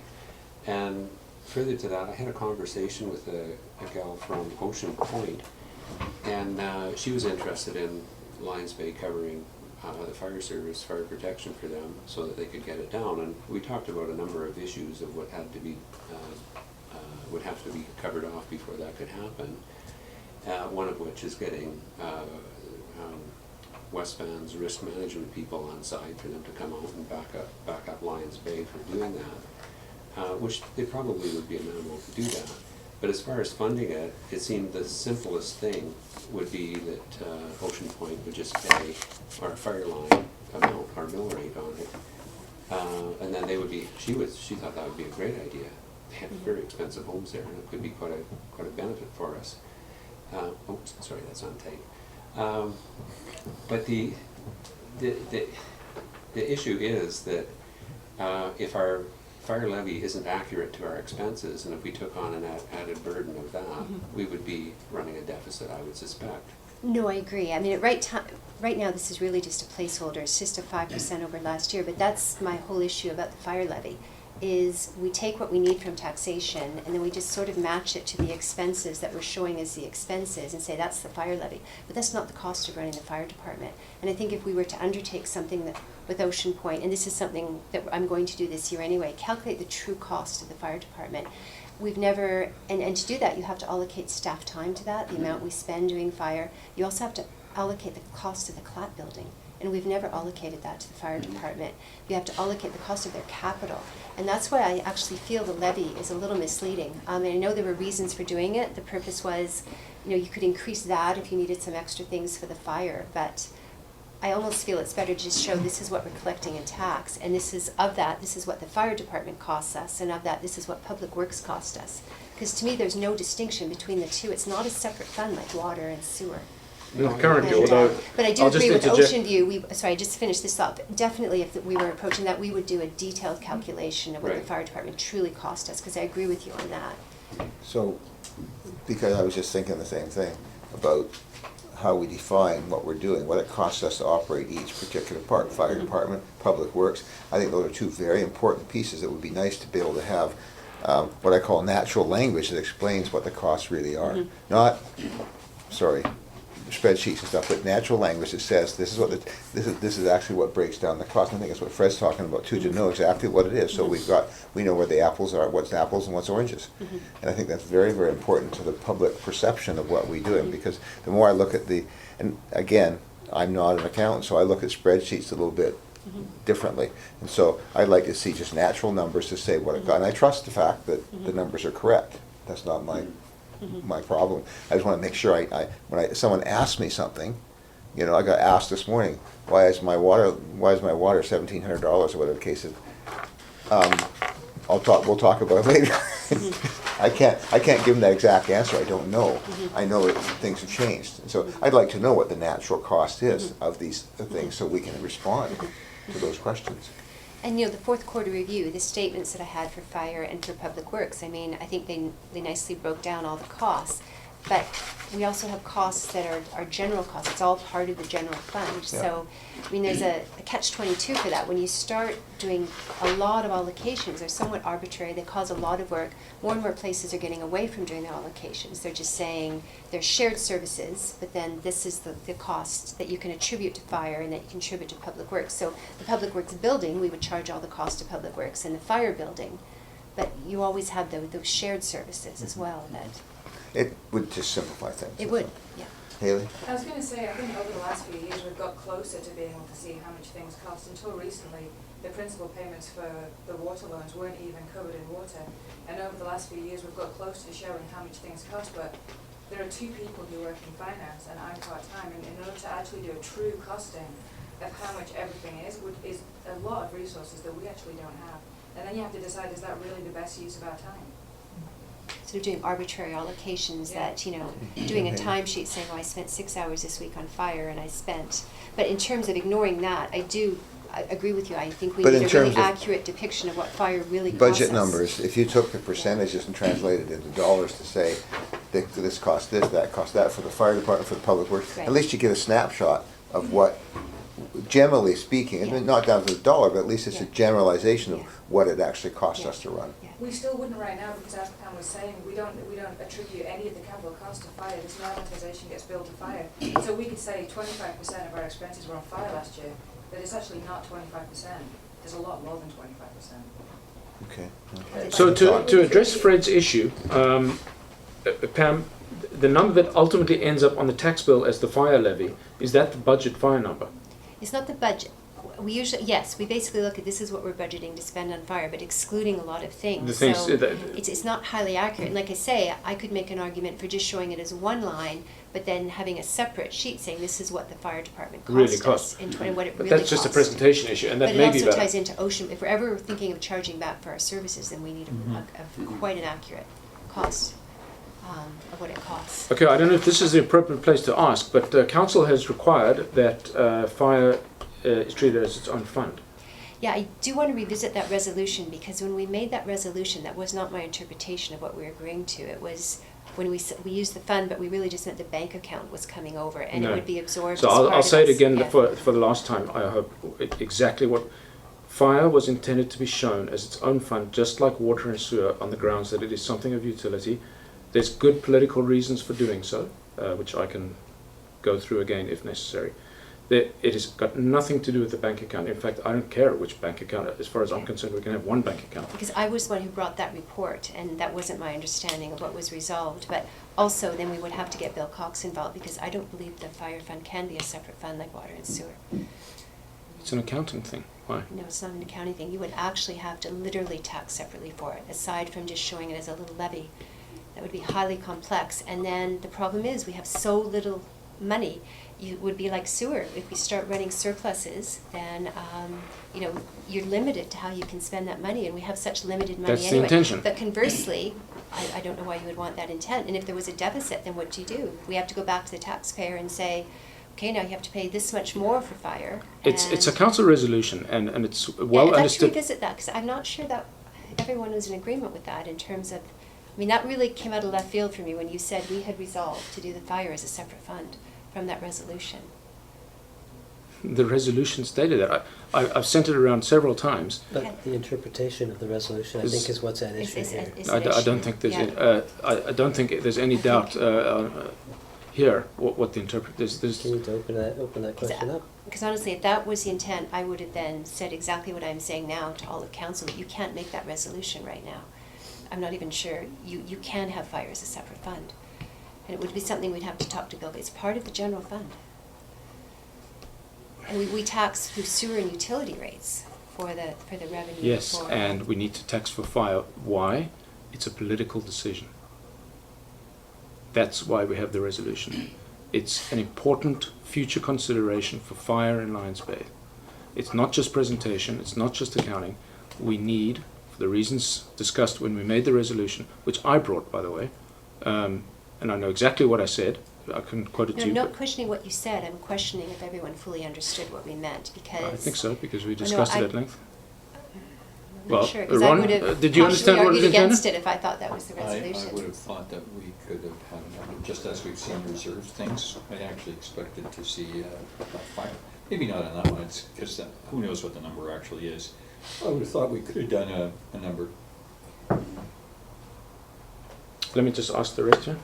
Well, my intention from 2005, when the consultant suggested that this be done for the fire, was to have it as a separate item, much like a water and sewer fund. But I think, I understand the lack of staff and all that sort of stuff, but I was just wondering, can we make this something like a work towards thing, like we did with getting Brunswick online with the water system?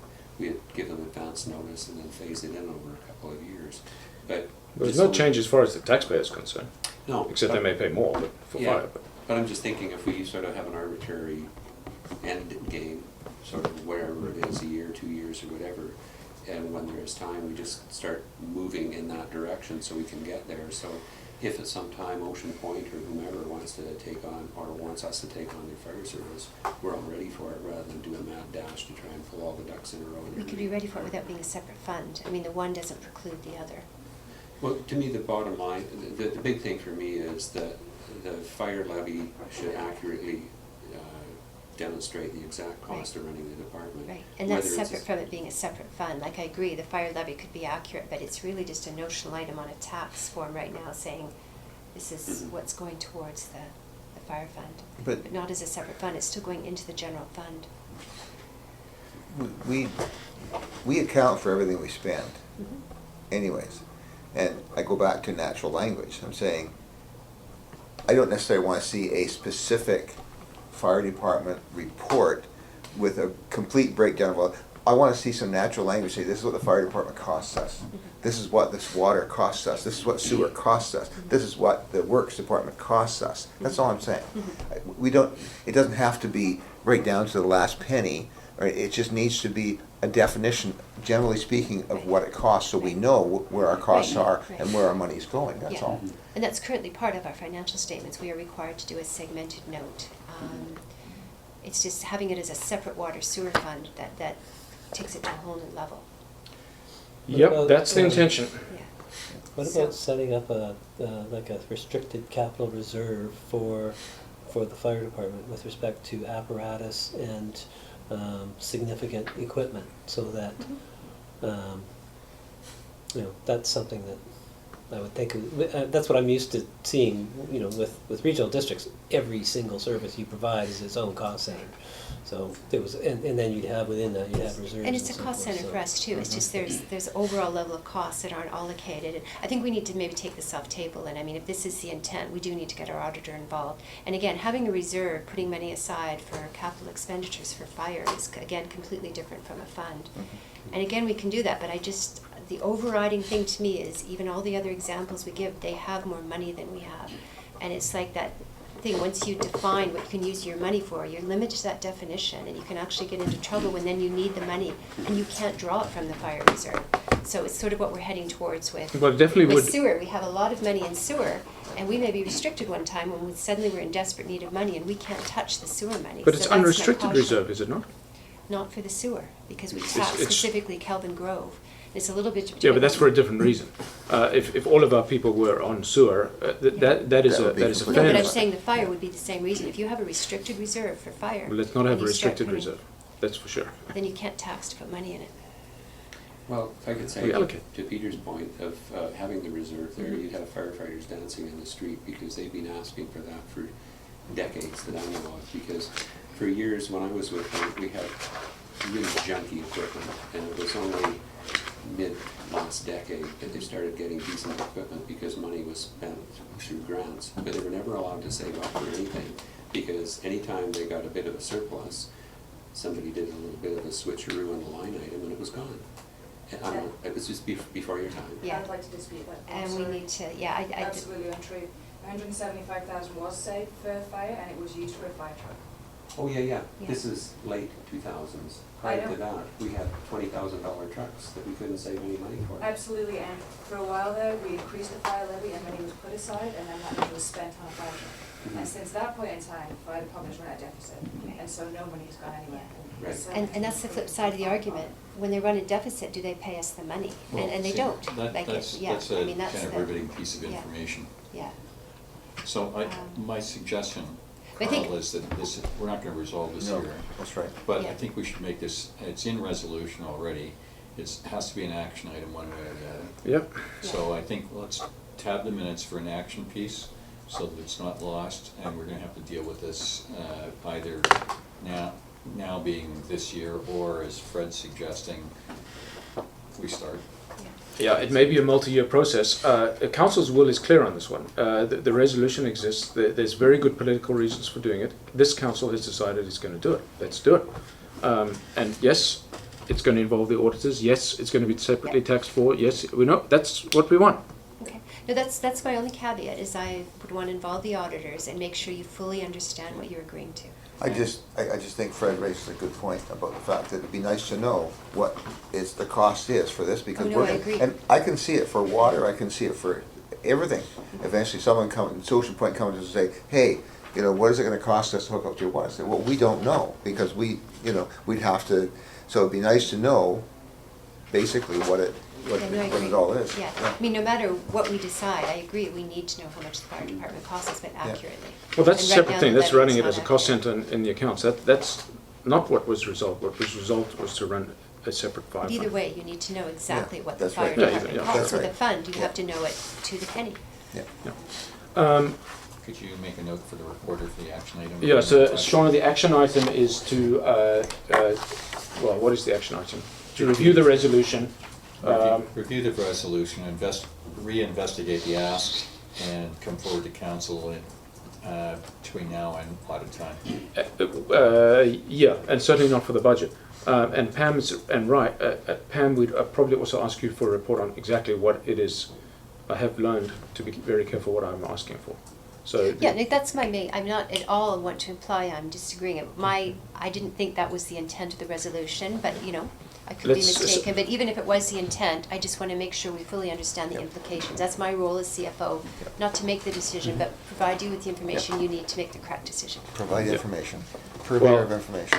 I can just, the intent was to run it as its own utility fund, just like water and sewer, for very good, expedient political reasons. Okay, so I had one final thing on the budget before we get to the supplemental ask Pam. That was, I had asked for some changes to the public works work plan, the financial impact of changes to the public works work plan. Have you seen those from Nikki? Nikki hands them to you, you hand them to Nikki, Nikki hands them to you, and have they actually made it in? And I'm trying to remember what they are, and I don't think it's in this thing. It's in an email that I sent to Nikki. Most of them were decreases in service, but I don't remember what they are off the top of my head. Did they make it into the budget yet? No, but I think we had sort of assumed this public works budget was based on the existing work plan, and, you know, changes would go back and forth, some would go up, some would go down, and this is the budget we have for the work plan. And that nothing extra was needed to be requested. I would argue it could be. I don't think the work plan's been looked at. In fact, I know it hasn't. So council has never yet had an opportunity to say, I don't think we should mow the lawn 3 times a week, or I think we should mow it 4 times a week. It's always just been set that way. And so I had some, it was, I think, a trash pickup thing, sign cleaning, which are all ads. I can't remember what they were. You know, a trash pickup, that would be a Smith-Wright cost, so that would increase the No, solid this waste was budget. our guys, where we Okay. send 2 guys around in Yeah. a truck to empty dog bins. Because I would argue the main cost of the public works work plan is the staff time, and they're Yeah. all going to work full-time, and that cost is in this budget. So how you tweak the work plan shouldn't have impacts on the budget. Okay, if that's the Yeah. answer, that's fine. If there's no financial impact, Yeah. according to Nikki, but I haven't heard that one way or the other, Yeah. and No. there will be, because I think some of it was contracted stuff. I can look it up again. Okay. You know, I know Nikki's seen that, and we can see that there was a surplus in the public works budget, so I would say there's capacity there, so I would argue the public works budget is sufficient to absorb any changes in a work plan. Okay, I do want my specific asks addressed, so I'll take it that they haven't been yet, so that's good. I better look them up, I think for the 3rd time, and send them out. But in terms of the budget, I think it's resolved. I mean, whether or not they make it on a work plan is a separate issue to our budget. So I think the budget work plan is sufficient. more of an operational thing. I think Yeah. what you're meaning to say is that you want to examine levels of service that are currently being provided and whether or not they're appropriate I wanted- within your policy purview. No, it was more, I had specifically asked, is there a budget impact for these?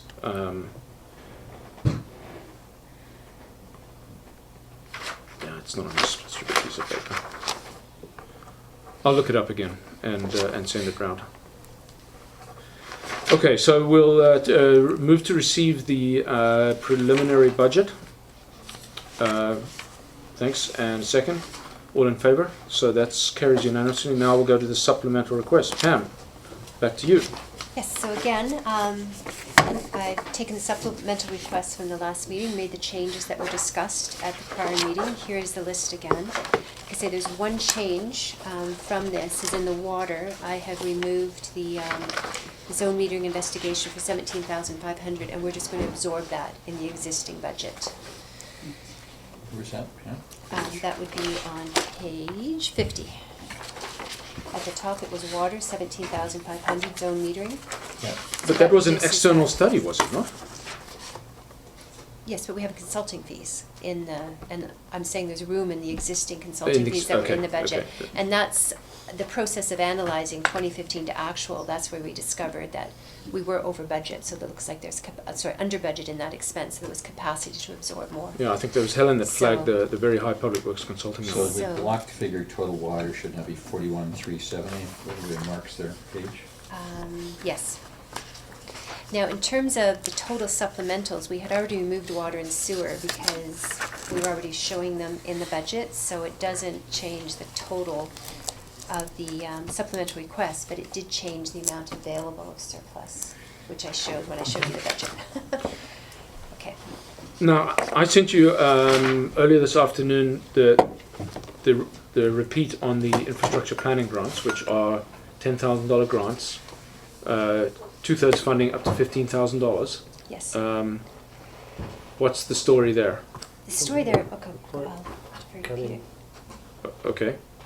But we're not accounting for any revenue from that? Not I at don't this. think we're eligible, sorry. No, you're sorry. Not at this point, because our interpretation of the infrastructure planning grants are for infrastructure planning, which would be towards the infrastructure master plan. But these items we're showing here are specific to projects, and I don't think they qualify for an infrastructure planning grant. So to answer your question, no, they're not showing in here, but it's because I don't think at this time we have a project that would fit. the Okay, well, we'll definition. talk about But this we when can we talk get about to the it when we report. get to the grant. You know, I spent a long time talking to the guy who actually administers Okay, the program. and So that's additional information that, you know, we can adjust the budget if we're incorrect. yeah, it might be prudent not to do it. We did carry one last year and we didn't get it, right? Yeah. Yeah. And that was in your grant readjusted. Yeah.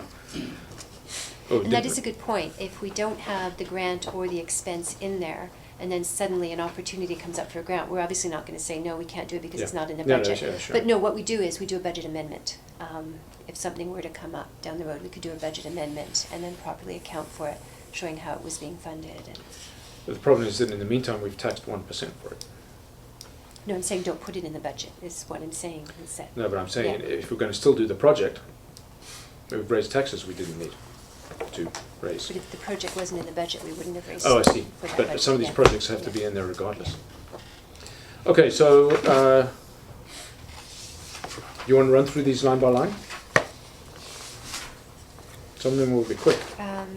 I guess just the overview of what I wanted to say. I touched on it with our reserve balances and with Mayor Burr stating we don't necessarily have to draw all of the surplus, is maybe it's time to get a bit ruthless with some of these supplementals. And also, as you had mentioned, there's no point budgeting for something we don't have time to do. And Yeah. we do know that the public works and the information from the infrastructure master plan are critical. We know that if we're going for boring next year, even if we don't, and we want to do some of these projects, there's a large tax increase coming then. So that would be the only overview I'd say for these. Yeah, It's time they to bear repeating. knuckle You know, down. it's important that we don't budget and hence tax, depending on what we intend to draw from reserves, and that I don't think we know the number yet. Let's not raise money for anything we're not going to do. Leading that into this, I would make this, and I would suggest, Mayor, that you lead the discussion on the supplemental requests. And if you look like you're faltering, I'll go second chair on that one. The rationale here, as Pam's pointed out to us, with 53 and 13 as our surplus, $70,000. If we notionally added the 197 surplus from 2015, it comes to 267.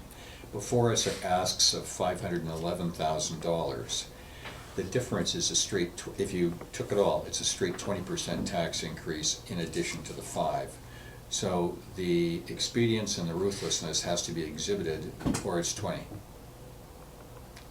25, really. It's 25. 25 comes to 0 across the boards. Yeah. All these 3 pages get green lighted. So that's why the $10,000 infrastructure planning grant's important, because now it's 24 or 23 if we get two of them. Starting page 45. Yeah, flash so- it again. The only ones I had circled were the laptop for the fire chief. I'd asked this before. Can't he use his own laptop? He doesn't have one. How does he send me He emails? can't use his own from his phone. Oh, from his phone. Yeah, and we really do want him to start using the purchase orders. And there's record retention issues if, I thought you were going to kill the purchase order module. no, he'll need it if we do kill it, even more, because he'll need to do Excel, and he Oh, I still has see. to track Yeah, his. okay, yeah. And also, with the volunteer firefighters going on payroll, there'll be more record retention issues, and just it's not good practice for him to send. Okay, so that leaves the fire department capital asks, operating and capital, no, they're all capital, right? It's $78,000. $78,000. Is the number, and the one business case is not on topic at this moment. Yeah. I mean, some of the things I think I could challenge, additional courses and training, well, they were well under budget this Yeah, year they on didn't their use them, courses and yeah. training, so I'm thinking a no to that. Good point, yeah. Arbitrary, no? No, because they didn't use anywhere near their training budget from their existing training, but this is additional training budget. Did you ask him what that's for? Yeah, it's for additional training courses, but You're we've right, Pam. asked him for Good. specifics, which he hasn't provided. Okay. Yeah, as well as last year as well. So I think they were well under budget this year, used a fraction of their budget. And that is somewhat discretionary, right? Or we certainly, I mean, I know that we have no firefighter twos other than, or only, we have no resident firefighter twos, meaning none of them can actually go in a building. Is that right, Fred? Is that how it works? To the best of my knowledge. Yeah. Yeah, Haley? I know that right now they're down to 20 volunteers, and sometimes they try and keep it 28, 29, do they, Fred? So I think Pam had asked him for a list of what that training was, and if he provides that and this is actually what they need, then you might need to revisit it. Because I know they are down to 20, but right now they've always been under on that training. But there is a training budget already, Correct, 20,000. 20 grand. Yeah, that's why we asked him for a list, so we Yeah. can say what's. Is it really 5,000 more? Yeah. Well, that's a definite question mark then. Yeah. Like what we want is a plan for the year. This is when these are the guys we want to go on training. These are the courses. This is what the total. And Yeah. I think when you look at it historically, they've been well under budget with the existing training budget. So I'm thinking, Well, that's one of those things. Don't ask for it if you're not going to do it. Type of. Okay, so maybe make that a dotted line for now. What about the 24,000? We're going to leave that for future Closed business meeting. case. Yeah. Okay. yeah, we have it. It's for the closed meeting. Okay. Okay. Fine. So essentially, just in terms, I'll keep random total here, so the $5,000 of the 78 is notionally off at this moment. Yeah, fair enough. Unless it turns out there is actually a need because of the demographic, the new firefighters have to be, in order to be able to go in the truck, they need $5,000 more than they have. $25,000 worth of training next year, or this year, in the next 10 months. Well, no, it's 12 months. Okay, so not much to be done there. Next one, I had. Do you have a laptop, Shauna, on your desk? Oh, desktop. Okay, I was gonna take that one. You could carry it back and forth, but okay, so if that one's not spare, then we have to get it. I wish I had a $3,000 computer. Software. Yeah, I mean, Yeah. What's this? All right. that's lent to me by Metro. Not even mine. Okay, so now the next one, $20,000 fire services review. Sorry, go ahead. No, you go I ahead. apologize. I have some notes from Helen. I'm wearing Yeah. Helen's hat now. Yeah, I printed those out as well. But Yeah, if you want Andrew to has run, said he does not plan to leave within the year. Let's move strategic fire review to 2017. Request Peter to prepare a report on the past fire reviews report. Are their observations and recommendations still valid? So she's recommending we move it. So that's the 20 grand item on page 46, below your laptop. yeah, well, I mean, last I talked to the fire chief, that was not quite the answer. So that story is quite variable. But I certainly think that the fire chief's not going to leave us in the lurch. The other thing is back to your original exhortation, Pam, is that we're talking about an OCP potentially, and a fire services review, and a wildfire interface, something. That's 3 major reports in 10 months. I don't see that happening. So this might be the one to pull. But the contrarian view is, Well, I'm kind of two minds. I think it would be nice to have the time to spend to do it thoroughly and properly. My concern is coming to a position by June where council has to adopt a level of service officially for the fire department. with no knowledge. So it's I've commenced those discussions with Andrew, but we haven't really gotten very far. The question is whether that can be adequately covered off to the extent that we can come up with a level of service that is appropriate for the fire department and for the community, and that is appropriate for council to adopt without knowing exactly what the long-term strategic plan is for the fire department. So I guess my suggestion would be that that we hang on to it for a bit. Let me just, I know I keep asking for time, and time is something that. Well, I we're just about to never run seem out of it, have yeah, we've got enough. 2 I weeks know, now. I realize that. Can you do what we need to? What is it going to cost to do what we have to do, which is to have enough knowledge to set a services service level?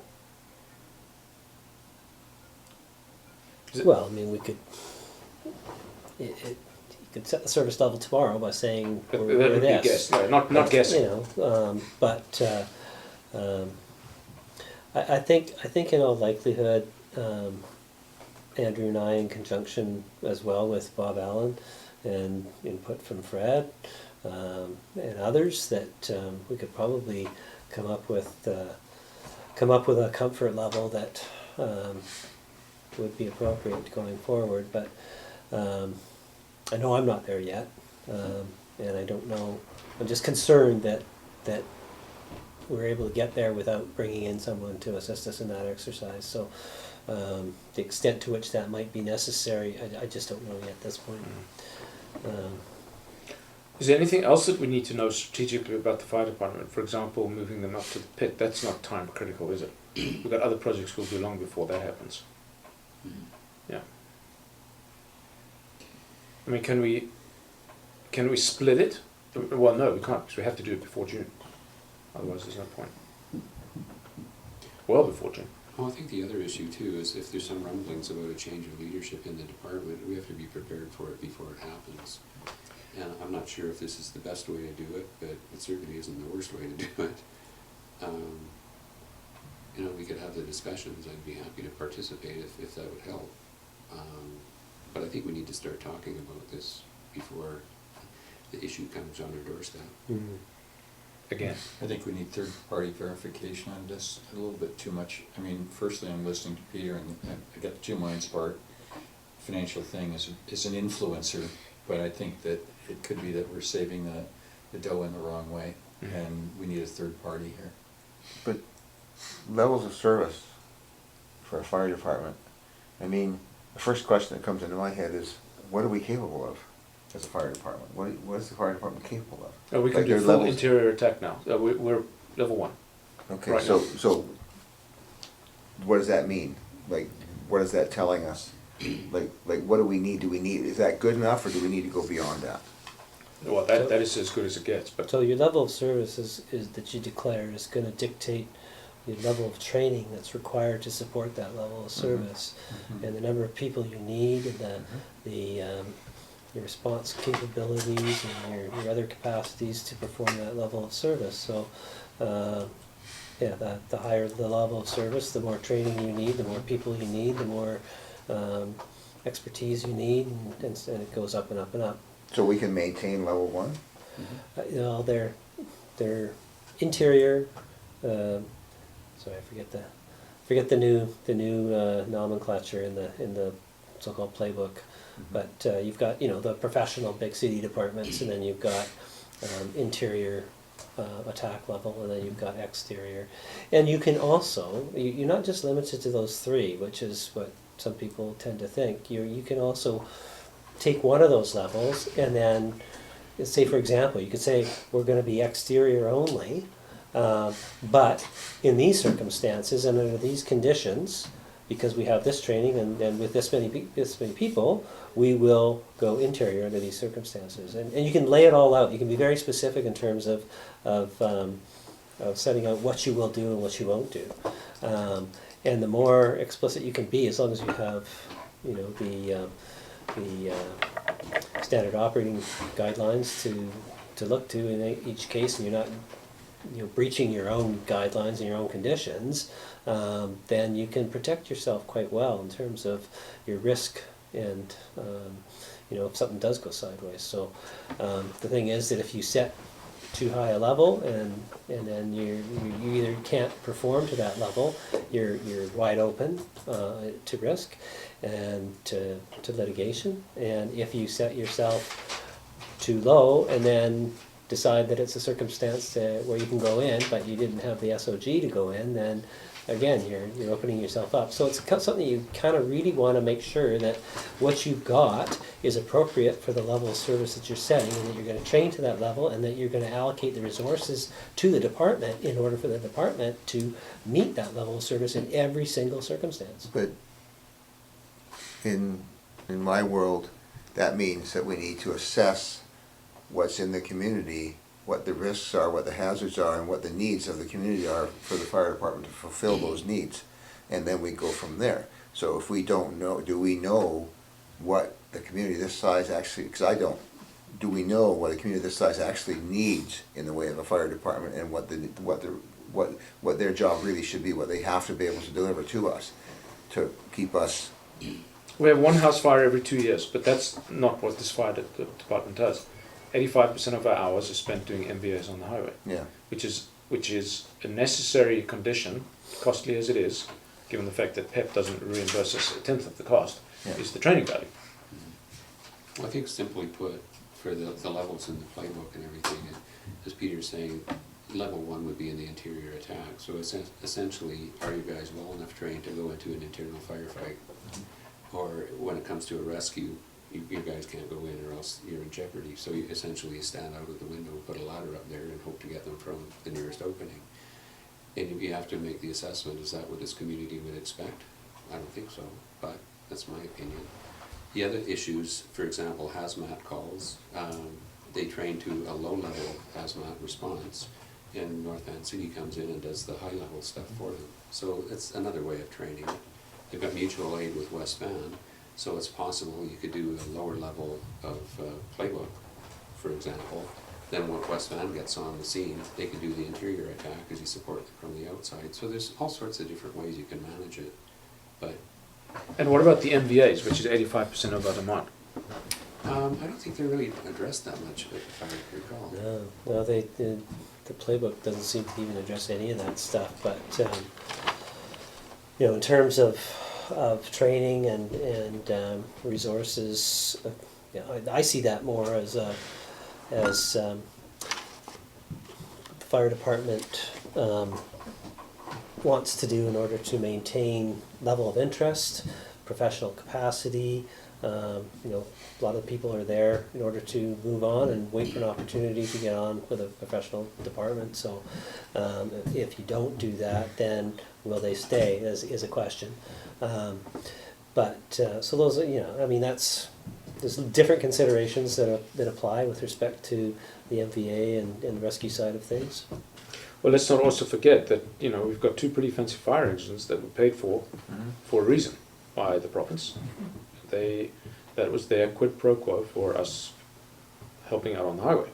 So there's wheels within wheels. Is there any formal mechanism that insurance companies get to understand what your service level is and hence adjust your risk-based premiums? I mean, they certainly asked me how close is the nearest fire station, but they didn't ask me what service level, but that was before there was a service level. In future, will they ask what the service level is? They may. At this point in time, they haven't indicated that their dwelling protection grades or that's sort of the key indicator that the fire underwriter survey uses is they give each community a dwelling protection grade. And so if you're a community like this, I think we're probably 3A, but I wasn't sure. I don't think I got that answer from the fire chief yet. I don't know what it is right now.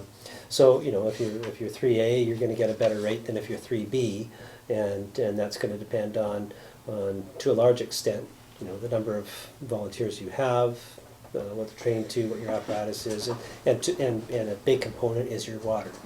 So there's an underwriter organization that goes around and gives you a grade, and so that then feeds into all the actuarial databases. Yep, and then okay. So yes, it does make a difference. Are you within 8 kilometers of a fire hall, and then there's other companies that will go up to 10 or 13 kilometers, I think. Okay, so the answer is it also impacts our insurance, which is maybe a fairly qualitative calculation, if you can have such a thing, but it's going to make a difference. What we don't pay in fire costs, we may pay in insurance. I mean, I understand Ocean Point's fire insurance is $10,000 a year. Well, I think it's worthwhile determining what the current dwelling protection grade is, and if and when there was ever an assessment done by a fire underwriter survey. How long ago was it? What did it say? Is it time to get them back? Sometimes that's a double-edged sword. So, Sometimes you don't want to know all the those answer. things that we need to really look at. And those are things that, you know, where you have the expertise of a consultant helping you out with these targeted aspect of things to try and come to some conclusions about where you wanna go with this fire department. Okay, well, Would be of assistance.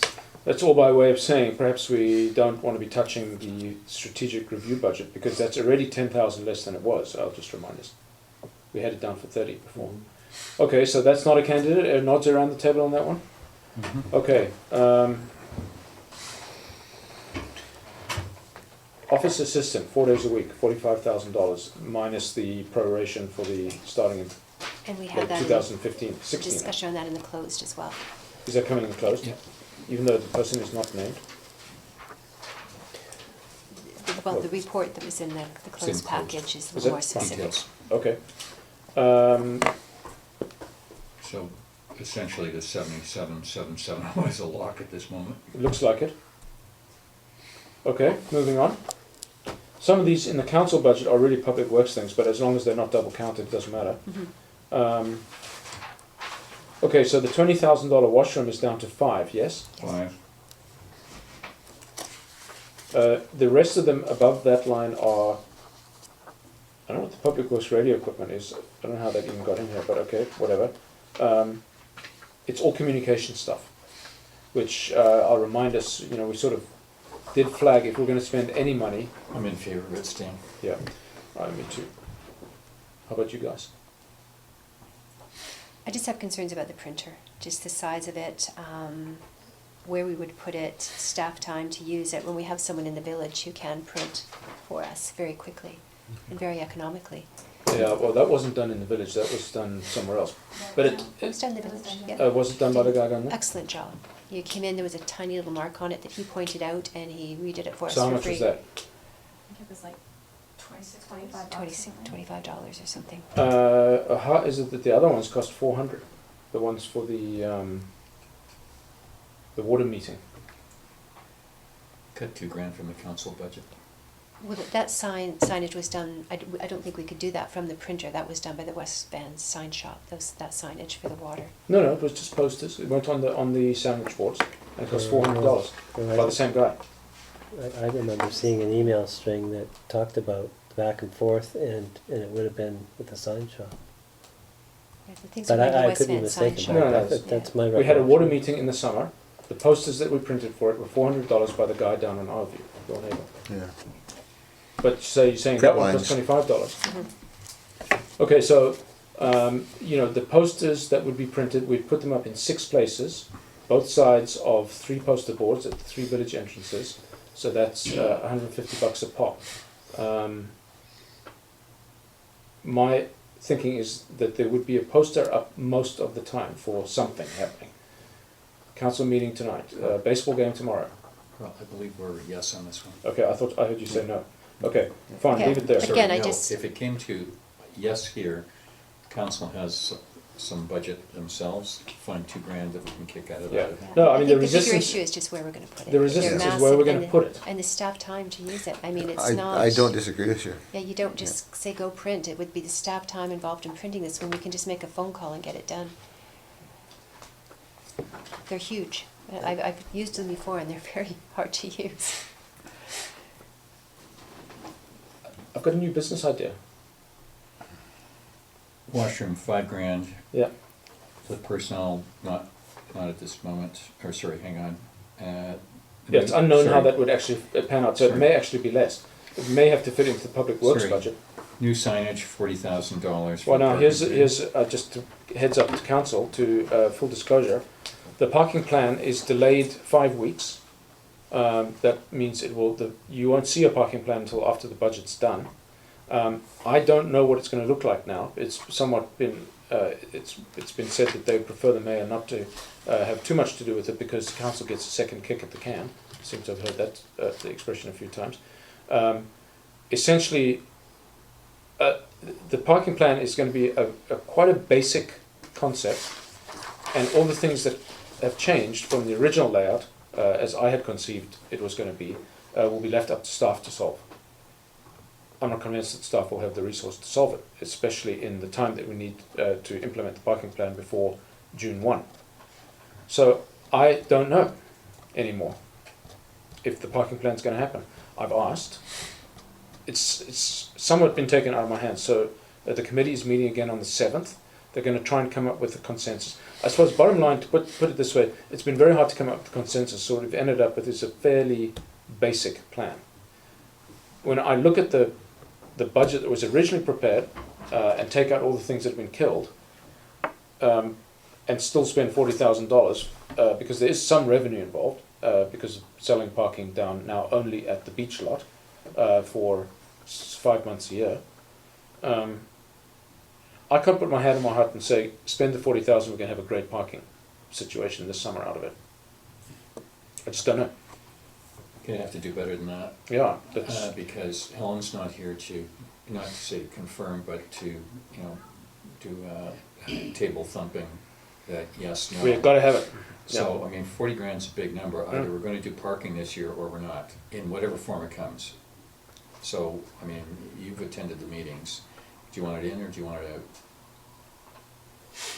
That's a difficult question you're asking me, because if it doesn't work, you're going to blame me, rightly so. Well, no, it's postponed for a year. Well, No, but you've taxed for it. I hate that idea myself, because, I mean, but it's $40,000. Yeah, no, the point is, do we tax for it this year and maybe not have it? Well, then we won't next year, and we will have it. Yeah, but we're talking about a very big number this year. There you go. But, Jimmy? but anything to do with parking is resident sensitive, and it's gonna need resident input, no matter how you do it. You've got a parking committee, you get to come up with a parking plan, whatever the case is, no matter how you do it. We're not ready to implement it just yet because we haven't got it done.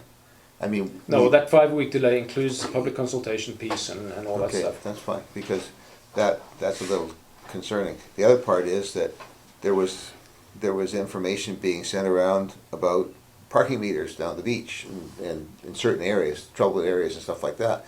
Well, if that's something that really wanted, then that's something that could be jumped on fairly quickly, but, Well, it has to be part of a concerted plan, Well, otherwise it- it's going it to, does, we can't I do agree. this thing piecemeal. but is that part of the parking, or is that separate? Yeah, well, not meter, it's 1 meter. Yeah. At the entrance to the lot, along with the virtual solution, the pay-by-phone solution. Yeah, I mean, it's probably fine. We should leave it in for this cut. Yeah. Yeah, I would think so. I think we should probably leave it in. Yeah. We will get a second cut. My only real reservation is that the original, the holistic plan has been broken, and all the so for example, they don't want to call it a certain thing a certain name, but that tied together with the signage. So now the signage is going to have to be changed completely, and all these things that are difficult have just said, staff will solve all that. Okay. Carl, I can tell you that in the summer, every third piece of correspondence is about parking. Yeah, I know. So, Don't get me wrong. Of course, parking is so, important. I mean, I think. Will we have a plan? Is the Uh, question. Well, but I think we're going around the same issue. I suggest leaving it in, because something's gonna be done. Okay, fair enough. $65,000 OCP. Helen had just made a comment, could we split it into 2 phases? Over the year, 2 years, yeah. Well, Well, you wouldn't want to take a run at the whole thing all at once anyways. I don't think you're better off to do that. That's probably a logical I solution. think that's maybe smart. What do you Yeah. think? I think that within that, we probably need to consider that some of that would be a planning consultant cost, right? A good portion of that is gonna be planning consultant cost.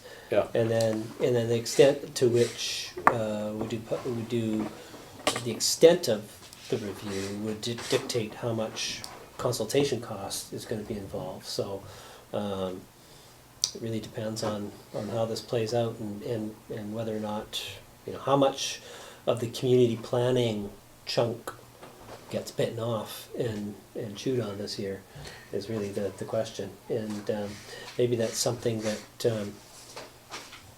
that we can come back to a little later. Yeah, I hear you. Seeing as we're going to be doing a fire services review in the first half of the year, does that go to an external consultant, they come back with a product, or does that require a lot of staff resource as well? I think it would have to be a well-managed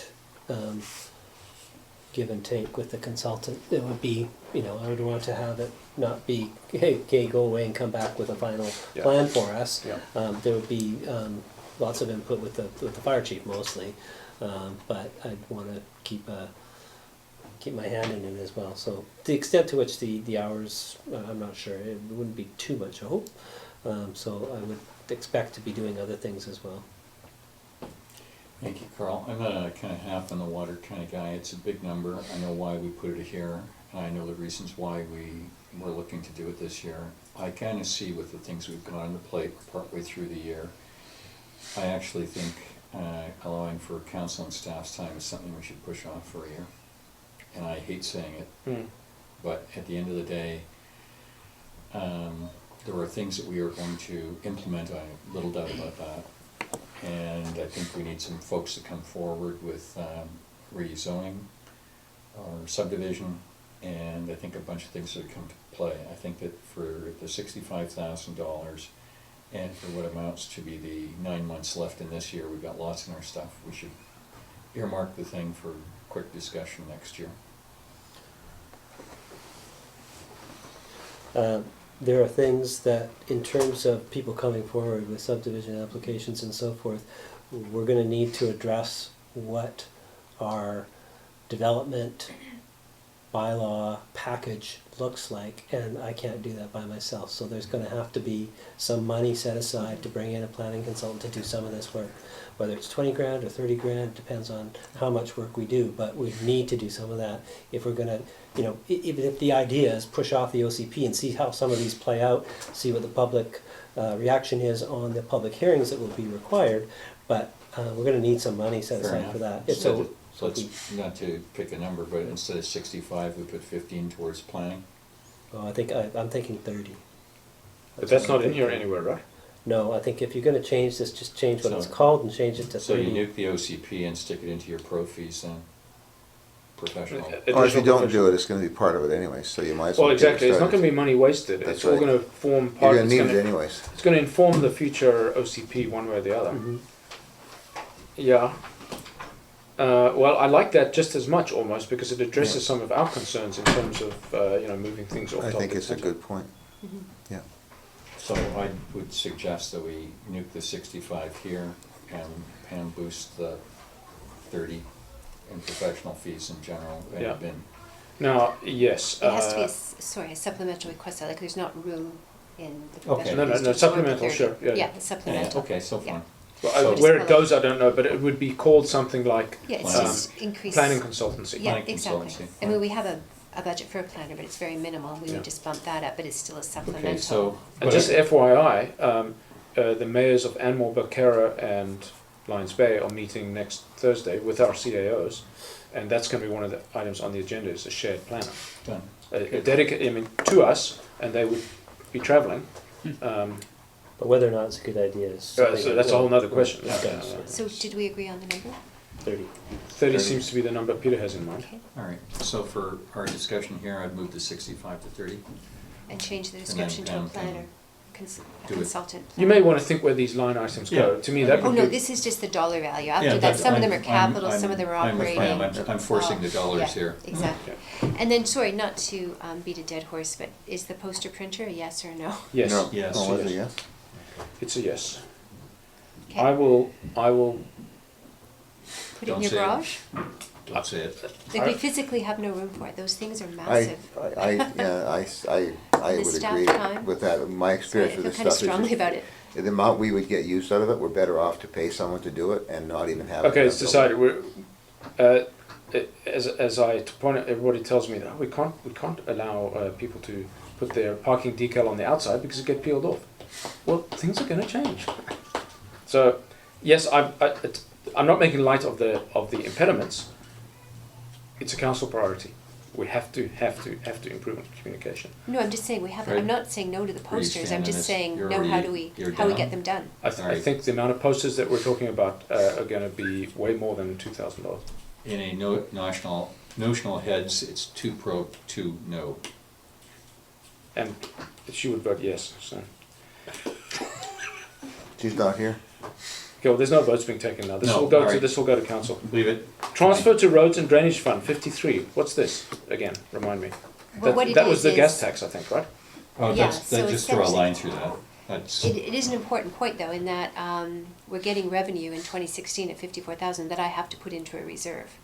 So it is But we can spend it essentially- immediately as well. You can, Yeah. but essentially when I do my reserve balances, it is essentially drawn from that total Yeah, that you yeah. have, because it has to go into a reserve. So this is spoken for by a gas tax. so. for- Exactly, so in a way it is reducing your, but we don't budget for it that way as a supplemental, but it will come from the reserve This balance. is a below the line piece at this Yeah, point, yeah, so, yeah. next page. Okay, that's on it. No, we're still on the same page, pal. I thought we were- That's the removals. Okay, good.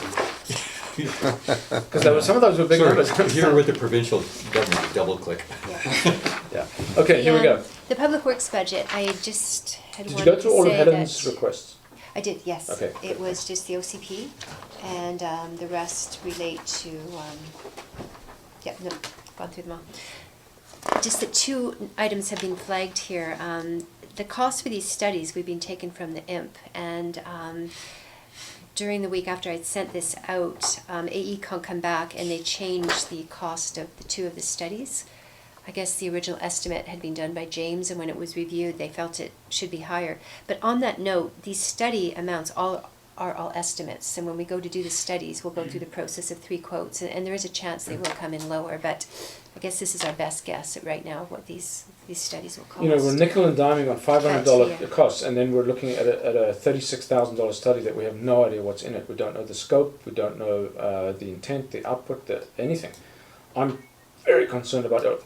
I don't trust anything coming out of the IMP. Not only have we not got a plan yet, we've just got a project list. I know. I think the importance is we flag these studies, which I think we've agreed, maybe not on the amounts, but we've agreed we need to do them to be ready for Funding. the grants that come, and also ready for the debt that we'll have to go for.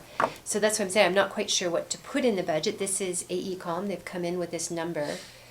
Do we go with it? Maybe it'll come back less, and we'll have money flow through to surplus, I or we would- can use for other things, but Am I wrong in hoping that all of these could be offset by $10,000 grant? we'll have to investigate that. IPG. I'm kind of leaning towards no myself. These aren't infrastructure planning projects? I don't think so, but I likewise put in a call to UBCM to talk to the person, the expert on this subject, and Okay, well, that's a good start, because it seems to me if this isn't infrastructure planning, what is? But this is sort of what came out of the infrastructure planning. That's what the concern is, that we've Well, decided on what it is but we now. were There's no also told planning that- anymore. We also told that wasn't eligible for IPGs because it was too nebulous. It wasn't project-based enough. I mean, don't misunderstand. I think the CIO and I are hoping we're wrong. But it was just a cautionary. I'm not ready to put the revenue No, in the fair budget enough. yet, in case. Well, yes, I mean, we have said err on the side of adding shovel-ready plans because of the supposed infrastructure largesse about to hit us.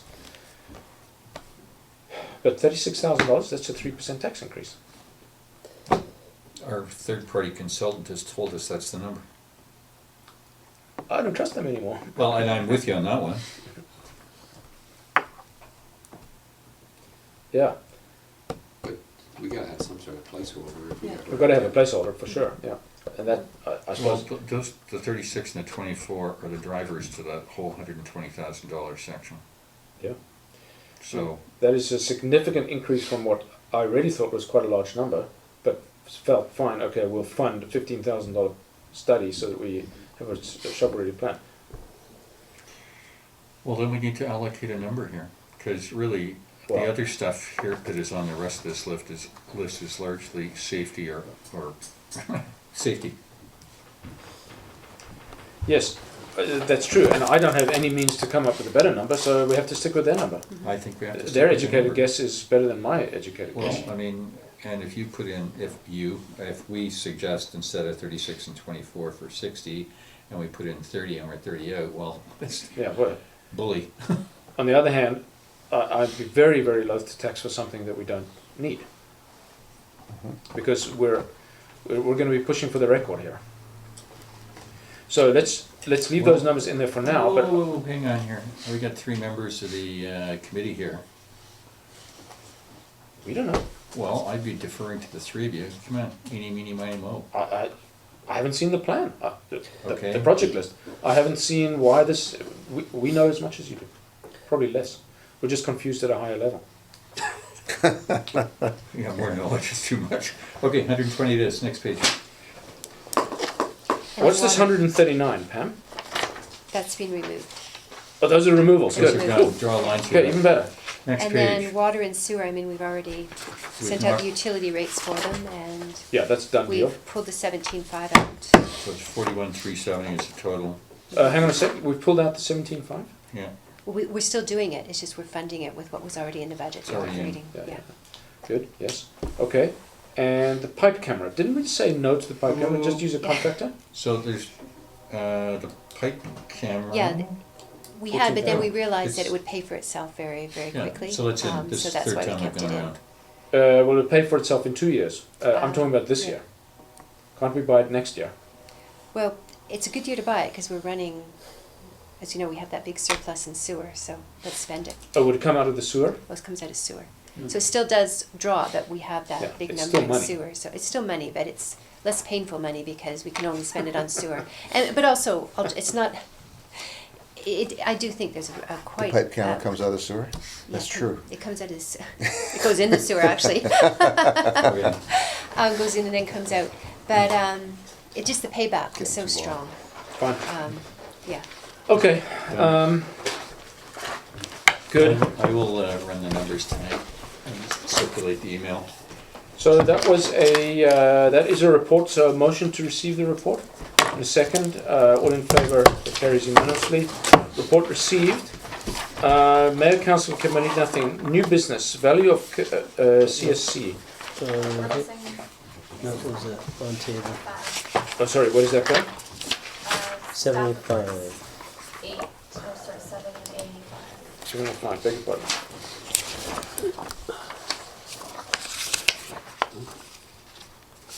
Thank you.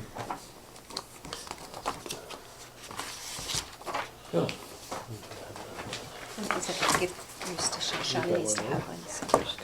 Sean, I have one? Oh, I do, thank you. Oh, I've got two here, Peter. Okay. That's for Helen.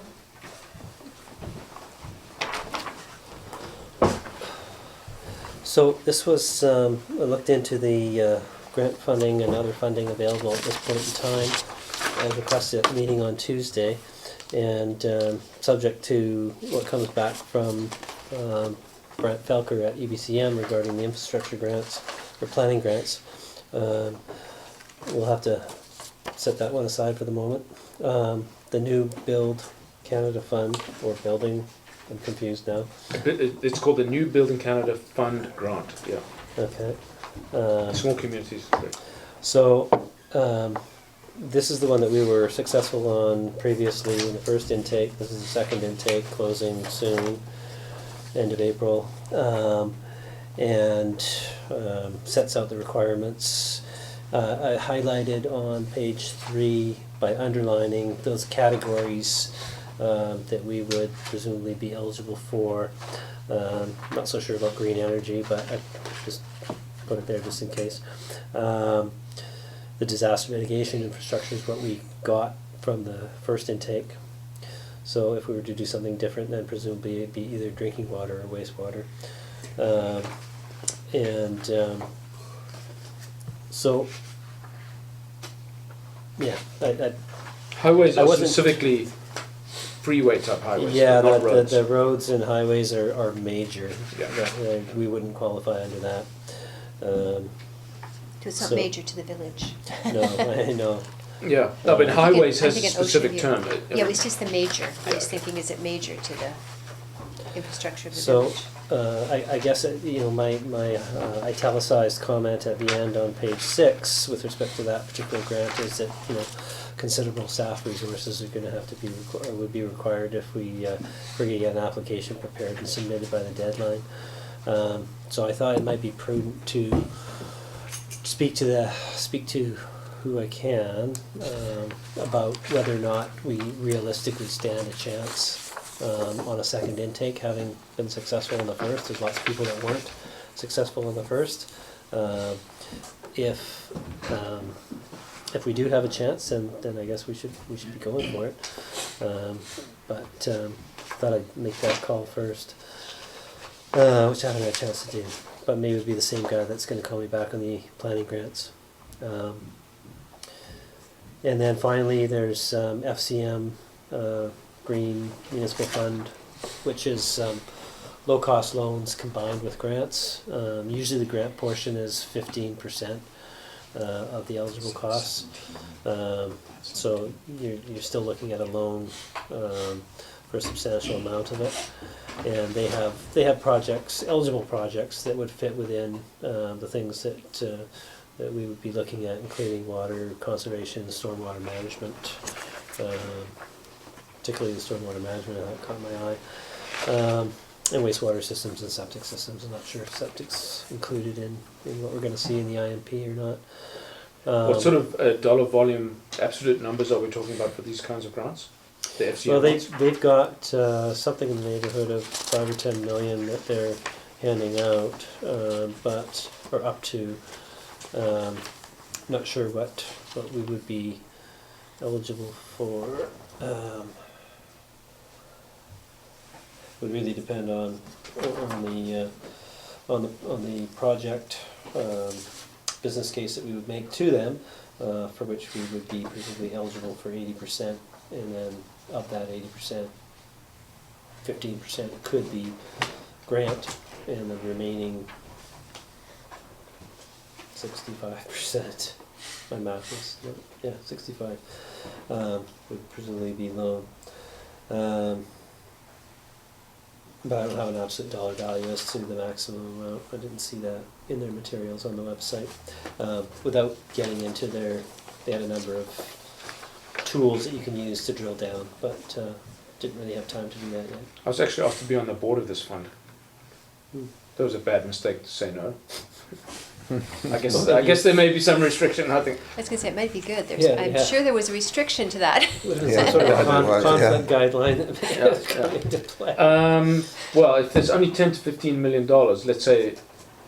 I have to go back and look at that, because I might be misspeaking myself there. It might be that's the maximum amount for Well, if so- that's the case, well, Yeah, then I'll have to go back. then we're talking something good. But this is all Canada.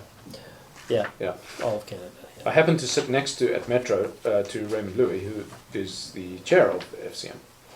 Not that he'll probably take any correspondence or anything, but I may drop a few hints. But okay, so you didn't want to talk about the IPGs, just pending gathering of information?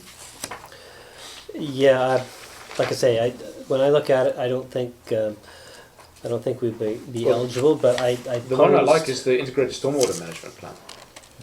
I mean, we're talking about a lot of culverts, and this 139 grand we just took out there. That was a stormwater project.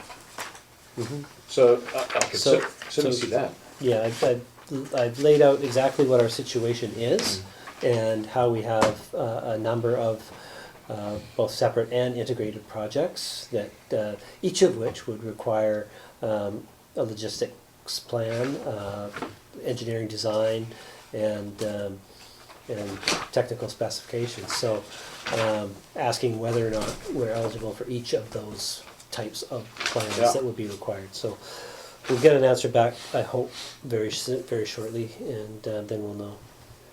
Yeah, because I mean, these two that we're talking about, $36,000 for the Ocean View Road, this one, the lower Ocean View one, the Bugbear one, that was $15,000. So, and we took out the actual construction, and we're going to do the construction this year with a patch.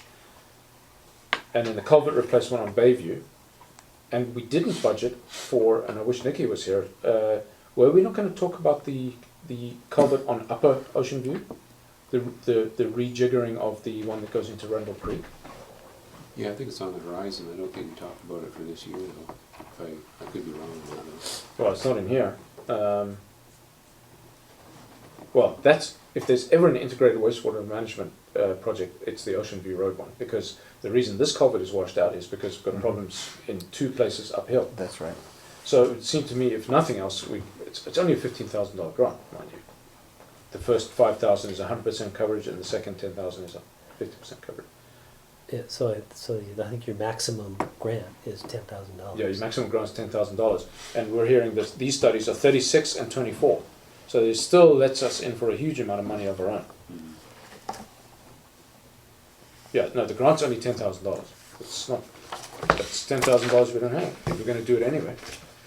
Especially so, I mean, these two projects that have just gone up in price, those are both stormwater projects. So it seemed to me, if nothing else. But so I look forward to, because my understanding is they like handing those out. Because I talked to the guy who does the handing out, Brian Bedford's his name. He's at the Ministry of Modi. No, yes, Modi. Yeah, I left a message there too. Did you? Yeah. Yeah, good. Okay. So, motion to receive this report. Thanks, Peter. Second. All in favour of receipt? That carries unanimously. So I had on the agenda talking about the value of the CSC. I'll waive that one, or table that one, or defer. Is Sorry, that which one? the ad that I did? The ad was value of CSC. Just in the interest of time, we'll just Right. defer. Motion to defer. And second, all in favour, opposed, carried. And content of minutes. I'll just mention this one quickly. I had asked, and I wanted just to hear what people thought about this. Right now, the standard of our minutes is that we only record decisions and action items. I had, talking to Nikki and talking to the professionals, specifically Raincoast Ventures, who take minutes professionally, they both seem to feel, I don't want to put words in Nikki's mouth, so this is what Raincoast recommends, is you do record some of the discussion as well, so that you understand some of the other things that were considered and rejected until you came to the resolution or the thing. You know, it doesn't really involve that much more work, it's just what gets recorded, if you're doing it live in the meeting anyway. So I'm not going to ask for any sort of, unless you have some. Right now, I find the minutes a bit thin, because I don't remember the discussion. And I'm trying to go back, and all I see is a very bland thing. Yeah. And I think in terms of the residents, there's no meat to the discussion. There is no discussion. And so that it really, the thread of it's lost. I mean, coming from an environment of, in the previous council, where sometimes the minutes were too extensive, I think here we could,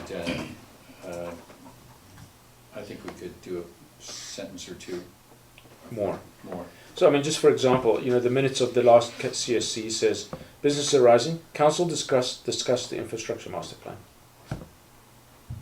Well, I vaguely remember that, but I don't remember what we discussed, and I should remember. So you know, unless I keep my own notes, I won't. The minutes are not a resource right now. But you could have a discussion that's 2 minutes long, and you could have a discussion that's 20 minutes long. Well, then that and should be how do you arbitrarily decide how much you're going to say, and do you capture only your perspective of, you know, like I'm talking about myself, is it just my perspective or Shauna's perspective that comes through, and is that the perspective of the rest of council, more important? I don't know. I suspect that there are standards on minute taking, and it's known what sort of things you write down. You know, if it's salient points that will jog people's memory, I don't know. But so what do you guys think about the depth of the minutes right now? I think to Ron's point, I see how it had been in the last term, and there was so much in there that we used to waste an awful lot of time going over punctuation and all kinds of stuff. Yeah. That was No, that you want to get away from. Yeah, but yeah, to your point, maybe a short description could be put in of what the discussion salient points were. I think that's fine, but to Peter's point, how do we determine what's to be said? I mean, does the chair turn to the recorder and say, well, this is what we discussed, or does she wing it on her own, or I don't know. Yeah, it This- would this is definitely a be. group. Sorry. A filter for council. That's what we're doing. We're filtering information that goes to council. We are council, but we're filtering information that comes through. So, as a group, we're discussing these items. Do we need to really need to record in any great detail what we're discussing? We're having a meeting because we're trying to make decisions, not decisions, we're trying to see what we really should be looking at, what we shouldn't be looking at. Do we really need to record that? I don't think so. If we're having a discussion, amongst, we're all professional, we're having a discussion about, among council, what needs to be done. Do we need to record that, word for word? I don't think so. Well, I don't mean specifically just the CSC meeting, I mean minutes in general. Oh, no, I'm talking about CSC meeting. Yeah, I'm glad, 'cause I wasn't even thinking about committee versus council. Yeah. So that's a big distinction. Absolutely. So, Mr. Mayor, are you talking about all meetings, or are you only talking about council meetings? I'm talking about all meetings. Okay. I'm talking about minutes. The name minutes, it was a minute by minute transcription of what happened in a meeting. Well, you can have different levels of minute taking depending upon whether it's, you could set a different standard for this committee. You can set a different standard for standing committees. You can set a different standard for select committees. And you can set a different standard for council. That's up to you. Or Well, you can so set I the same know that. standard throughout. Just, to Councillor Hughes's point, sometimes, it's just more of a committee can be more of a, roll up your sleeves and just sort of let it all hang out and just, maybe it's harder to capture the flavor of what that discussion was in a couple of sentences versus in council. Maybe it's more formal, you're trying to be more concise, you're saying it in front of an audience, and the salient points might be more easy to pick up and get down correctly. That's one thing that just occurs to me off the top of my head. So. Well, if I could just add to that, on the infrastructure committee, the usual. I was just looking for it. Yeah, the guy that does, Brian, who does our normal minutes and everything, is very detailed. The guy's an engineer, I think he's a perfectionist, quite frankly. And you can go through the minutes and really have a good feeling for what went on in the meeting. Mm-hmm. But we don't record those. Here, we record them, so I would think the minutes could be a little more trimmed down in meetings like this, so that the key points could be brought up. And if somebody wants to dig deeper, we'll just go listen to the recording. Okay, that is a valid point. So, I mean, here are the infrastructure committee. They're not very long, but when I read this, I know exactly what happened, and I refer back to them often to say, what did we actually decide? The other way to do it is to rely on the recording, and then you simply need to put a timestamp. So through the minutes, it's either the actual time, it's on the computer, or as we go through each section, you just put the timestamp, or the minutes on the recorder, because you go through the minutes afterwards. I do, and actually I've left myself notes before saying, oh, this time, just so I can refer back, and it doesn't actually match up. I It don't does know. not match up with Yeah, like the I'd have to recording? physically have that sitting here and write down what that says, not what this clock says. Yes, that's okay. true. Well, I mean, just FYI, I'm trying to shame TELUS into giving us an AV suite where you'll have microphones hanging down, and then you can actually look at the timestamp. But that's a detail. Yeah, maybe a timestamp would just be sufficient, so you can find it on the audio. So I go back and listen to the audio, and it's a real investment of time because I have to find it and I'm back. She would have to have that on her desk so that she could look at it. Well, but you listen to that when you finalize the minutes, so you can do it. Well, I don't always, only if I've missed something and I leave a note on my minutes here. Oh, I see what you're saying. I don't listen to the minutes every time I do it. Okay, well, I mean, how it's done technically, I can think of 5 solutions. I'm not asking for a decision. I'm just thinking, I don't find these minutes useful at all. When I need to know something, I have to go back and listen to the tape, and maybe that's the way to do it. So then we just need an aide-mémoire on the minutes to help us find it on the tape. And I mean, it comes on YouTube, right? Oh, that's right. Yeah, the recordings are stored on YouTube. I forgot about that. That's how I find them. But okay, think about it. Couple of ideas to ponder. Yeah. Okay, that's all I need to say there. No motion required, and we will move to close. Is that right? Is that what's next? No, new business. That was that. Public questions and comments. I don't know how you can stand it. Okay, so a motion to close the meeting to the public under authority of the Community Charter, section 91, under subsections C and D. C and G and L. You're right, sorry. I can write that down right. C and G and L. Can I have a motion? Thanks, and a second. All in favour. That carries unanimously. So this meeting is now closed. All Okay, so it's 7:05 and we're out of the closed council meeting session. Nothing to report out and a motion for adjournment. No second required. Meeting adjourned.